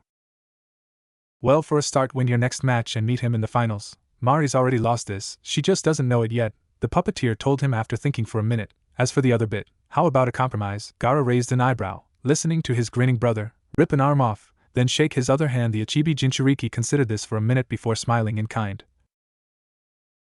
"I can live with that, and I'm sure he will too when I'm through with him." A man's temper is like cup ramen, red hot after 3 minutes, but stone cold 3 minutes after that, Naruto mused as he watched his opponent flip away from him, using the tip of her fan to cartwheel away from his attack. A woman's temper, on the other hand, is like the ramen Tenchijiji serves, it must be simmered before it can be brought to the boil. Right now, though, seeing Temari come to a stop and bring her murderous gaze up to meet his face, the QB container slapped the proper, awestruck expression on his face as he finished his internal monologue. Time to put a bit more oil of the fire. "Perfect," he breathed noisily, expression awestruck as he gazed as his hands, pert, firm and not a hint of cellulite. "I'll never wash these hands again." Though really Temari-heim, she was oh so close. If the next comment didn't break her, the one after it certainly would, he thought as he quirked an eyebrow at his foe, noticing how white the knuckles were as she gripped her battle fan almost tight enough to dent the steel. "Granny pants at your age?" Bingo. There wasn't a scream as he'd been expecting, but if the number of attacks heading his way was any indication, the Suna princess was rather upset with him at this point. However, as he ducked another attack and used a second sealless body replacement to avoid the follow-up, he decided just to be sure he was going to have to bring out the big guns to make sure his grand finale could work properly. With that in mind, he ran away from the Kunoichi, dodging left and right with a few summoned shadow clones to swap place with to make sure her attacks missed, throwing a few barbs over his shoulder to make sure she drew deep on her chakra reserves. "Temari-chan, don't be like that, you're a beautiful person. You don't need clothes like that to help you at all." He broke off to swap places with the nearest clone, grateful that he dodged that attack as he guessed that a blade of wind there would probably have put a damper on his eventual plan of getting a family with Sakura-chan. "You just don't know how wonderful you are, here." After throwing a glance over his shoulder as seeing the girl breathing like a racehorse, he realized this was the perfect time for his penultimate strategy, and raised his voice for everyone to hear. "Let me show you what I mean." Realizing what his surrogate grandson was talking about, the Hokage groaned, slapped a hand over his eyes and tried to think of a way he could try to talk the other village leader out of demanding Naruto's head on a pike before these exams were over. There was a sudden explosion of smoke, quite a feat as none of Naruto's previous techniques had used them during summoning. Even the Kagebushin he'd used had been smokeless, just appearing from thin air. This time, as the smoke cleared, everyone in the audience gaped at the two Temaris now facing each other in the ring, each identical to the last detail, save one. The Temari that stood where Naruto had been was completely nude, save for a few wisps of strategically placed cloud. "Yes," Kiba leapt up and punched the air as Naruto came through for him. "I owe you one, buddy. Sorry, big man. Pay up." He reached a clawed hand forwards and, grudgingly, Chuji slapped a fresh bag of crisps into his open palm. Kiba grinned and made to look at the rotund ninja's teammate, only for Ino to fold her arms thunderously. "That doesn't count, it's not Naruto," she stated, pointing at Naruto's girl form without looking at said henge. She's got too many ponytails. It's close enough, the dog Nin argued, flexing his fingers, after looking around and seeing she was going to get no support from her team, or sensei for that matter, Asuma being too preoccupied with trying to stop Kurenai throwing her most potent genjutsu at the henge ninja to help his student. She huffed and slapped a 20 ryo bill into his hand. Pleasure doing business with you, suckers. Kiba smirked as he pocketed the note and opened the crisps, offering them around his team before laying one on the seat for Akamaru. Lesson 1 when dealing with Naruto. He doesn't think inside the box, outside the box or on the box. He's unique and you just can't predict him. Ain't that the truth? Another voice broke in, Kankuro seeking a distraction from the sight of his sister disrobed in such a manner. Forget dropped on his head. He must have been thrown out the window at birth to end up that screwed up. Temari will kill him for this, if not in the match then after it. Kiba chuckled, offering his crisps forwards as Sakura, face as pink as her hair, walked over to them, unable to watch any more. And if she doesn't I will, she declared, thrusting her hand into the open bag and shoveling the crisps into her mouth. I don't believe him sometimes. What made him pull that technique, and in front of the Kazekage, with his daughter for Kami's sake? I just pray he's got a sense of humor or Team 7's going to be a man down by the end of the day. Not that I'd shed a tear over his gravestone after this. Kankuro chuckled, helping himself a couple more crisps as he watched his real sister, crimson if not puce if the face, pull back her fan for one last attack. He should have. I wouldn't ask for his death, and Mario get over it when this is over. He's a nice enough guy. Didn't kill me when I asked him to. That's Naruto for you. Even if he doesn't mean to, he always makes you feel better in the... It was a sentence Sakura never finished. Along with the bag of crisps that went uneaten, by humans at least, Akamaru ate well while everyone else was distracted, as they fell from Kiba's numb hand as he, along with the rest of the audience, was taken completely aback as Naruto wrapped up the match. See, you've got a wonderful body Temari-chan, Naruto said, holding his hands down as he looked up and down the body he'd henged into. You just need to flaunt it a bit. Seeing the potential attack coming, the henge waved a hand forwards. Don't do it, you'll blow the smoke away. Unfortunately, Temari either didn't care or was too angry to think about it as she prepared her most devastating attack, one of her summoned weasels already in her fan and ready to be launched at her opponent. She snapped the weapon open ready to let fly, when she saw, too late, the gleam of triumph in her body double's eye. Suddenly the weapon was gone, snatched from her hands, and sudden pressure was on her wrists. As the world tilted around her and orange filled her vision, a glimpse from the corner of her eye told her what had happened. Somehow, Naruto had switched places with her fan in the middle of her using her technique. Her own momentum worked against her, the smaller Nin managing to roll her over his hip in a throw, though one of his knees under her shoulder blade stopped her tumbling to the floor. His free hand, the one not around her wrist, gripped the back of her neck under her hair as she reached for her kunai pouch, mouth still open in a scream of defiance, only for her to look into the face of her attacker and realize with a horrible jolt of foreboding what his plan had been all along. The realization flooded her, paralyzing all her ability to think and react. By the time she thought to even close her mouth, it was far too late. Silence fell like a shroud over the entire arena, the only noise coming from the two figures wrestling in the center of the ring as Temari fought to try and muscle her way out of the situation, though her struggles weakened as the seconds ticked by. A horrible sort of certainty settled in the minds of everyone present. Surely this would have to end soon, if only for one of the two partners to breathe, but it didn't look like happening any time in the near future. The quiet dragged on, pregnant and heavy with potential, until at last it was pierced by the single extending digit of an Inuzuka genin who was repelled and impressed in equal measure at his friend's performance. He's a machine. He could probably have swept the indecent exposure under the table as an albeit unusual battle strategy, and he could even have had a game go at bowing and scraping an excuse for the molestation that had taken place, but now, seeing Naruto perform an impromptu tonsillectomy on the Kazekage's daughter in front of all the visiting dignitaries, all Sarutobi could do was close his eyes and wonder how many kami he'd pissed off in his previous life for it to come to this.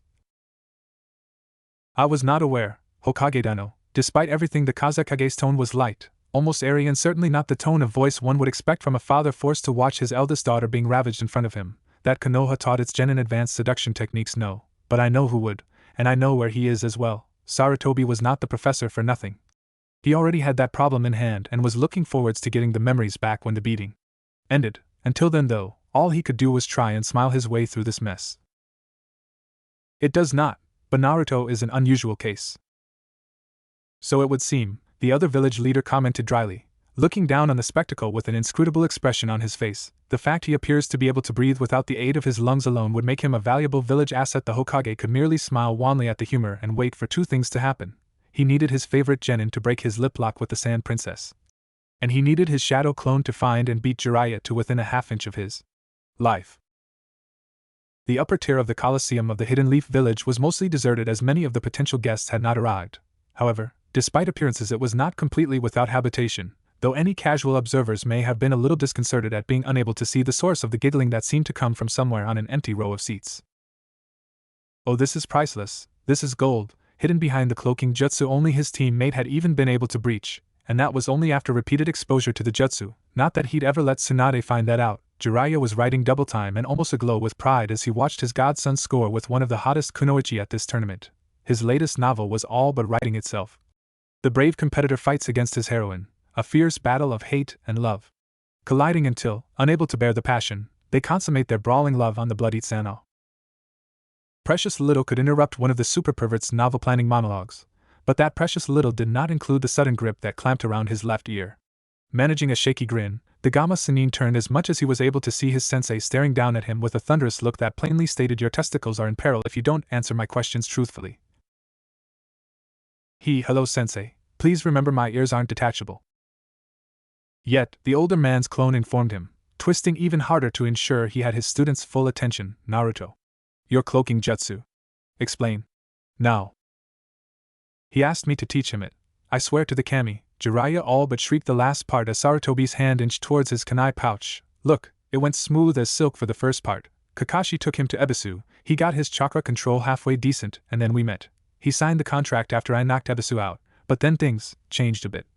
Seeing his teacher think about this, Jiraiya took a chance and pulled his ear out of the danger zone, bringing a hand to the side of his head as he did so. The brat's a lot smarter than than anyone gives him credit for. He told me to my face that summoning won't be any good in the Chunin exams except against maybe the Aburame, and he wasn't likely to face Shino at all. In the end we made a deal. If he summoned a toad I'd teach him whatever he asked for the rest of the month. It took him 2 days, sensei. 2. Summoning was a low jounin level skill, though mostly that was due to the chakra drain of the technique. Still, to manage it in such a small time frame was nothing short of miraculous. Though this is the boy that learnt Kagebushin in a night. I see, the Sarutobi clone said, folding his arms before taking a seat next to his pupil. So what did you teach him, and did the toads accept him? Of course, never a doubt about that. Though he hasn't been introduced to Bunty yet, that'll happen when we track down your successor, the toad sage informed him before starting to tick things off on his fingers. But summoning, my cloaking jutsu, apart from that we just really practices what he already knew until he's perfect at it. Henge, body switch, shadow clone, he can do them all without seals, words or smoke if he wants to. Though, the white-haired man's face went grim for a minute and his tone was stony as he faced his old mentor again. He has stumbled on the perfect assassination technique now. You saw it just then. But it's so simple I don't think even Naruto realizes what he's got yet. What do you mean, Jiraiya-kun? The pervert leant down to examine his notes, for a minute, flicking through his pad until his finger stopped under a particular entry, the eternity of pleasure. No, not the slap, what he did before that. Seeing the Hokage trying to work out what he was driving at, Jiraiya put him out of his misery. Sensei, there was nothing to replace himself with behind the girl. He body switched with air.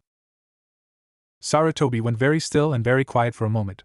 When he turned to face his student again, his voice was nothing more than a dry croak. Hirishin. No, it's not summoning and he can't chain them as quickly as Minato could. Jiraiya had to quash that rumor as quickly as it had sprung up. Naruto was smart in ways his former student hadn't been, but he had yet to learn the intricacies of seal work. But it's still a nasty skill for anyone to have, never mind a genin. A genin not for much longer if I have any say in the matter, the clone promised, idly cursing when it realized it couldn't find a pipe in its robes. Still, you've given me much to think of, Jiraiya, and just for the record, if I even suspect Naruto is involved or mentioned in your next release, I will permanently ban the sale of Ika within Konoha. The Toad Sage went white and nodded. He knew Sarutobi could and would do such a thing as the Hokage had the latest volumes delivered direct from the printers. Naruto was the character in one of your books, he doesn't need to be in any more.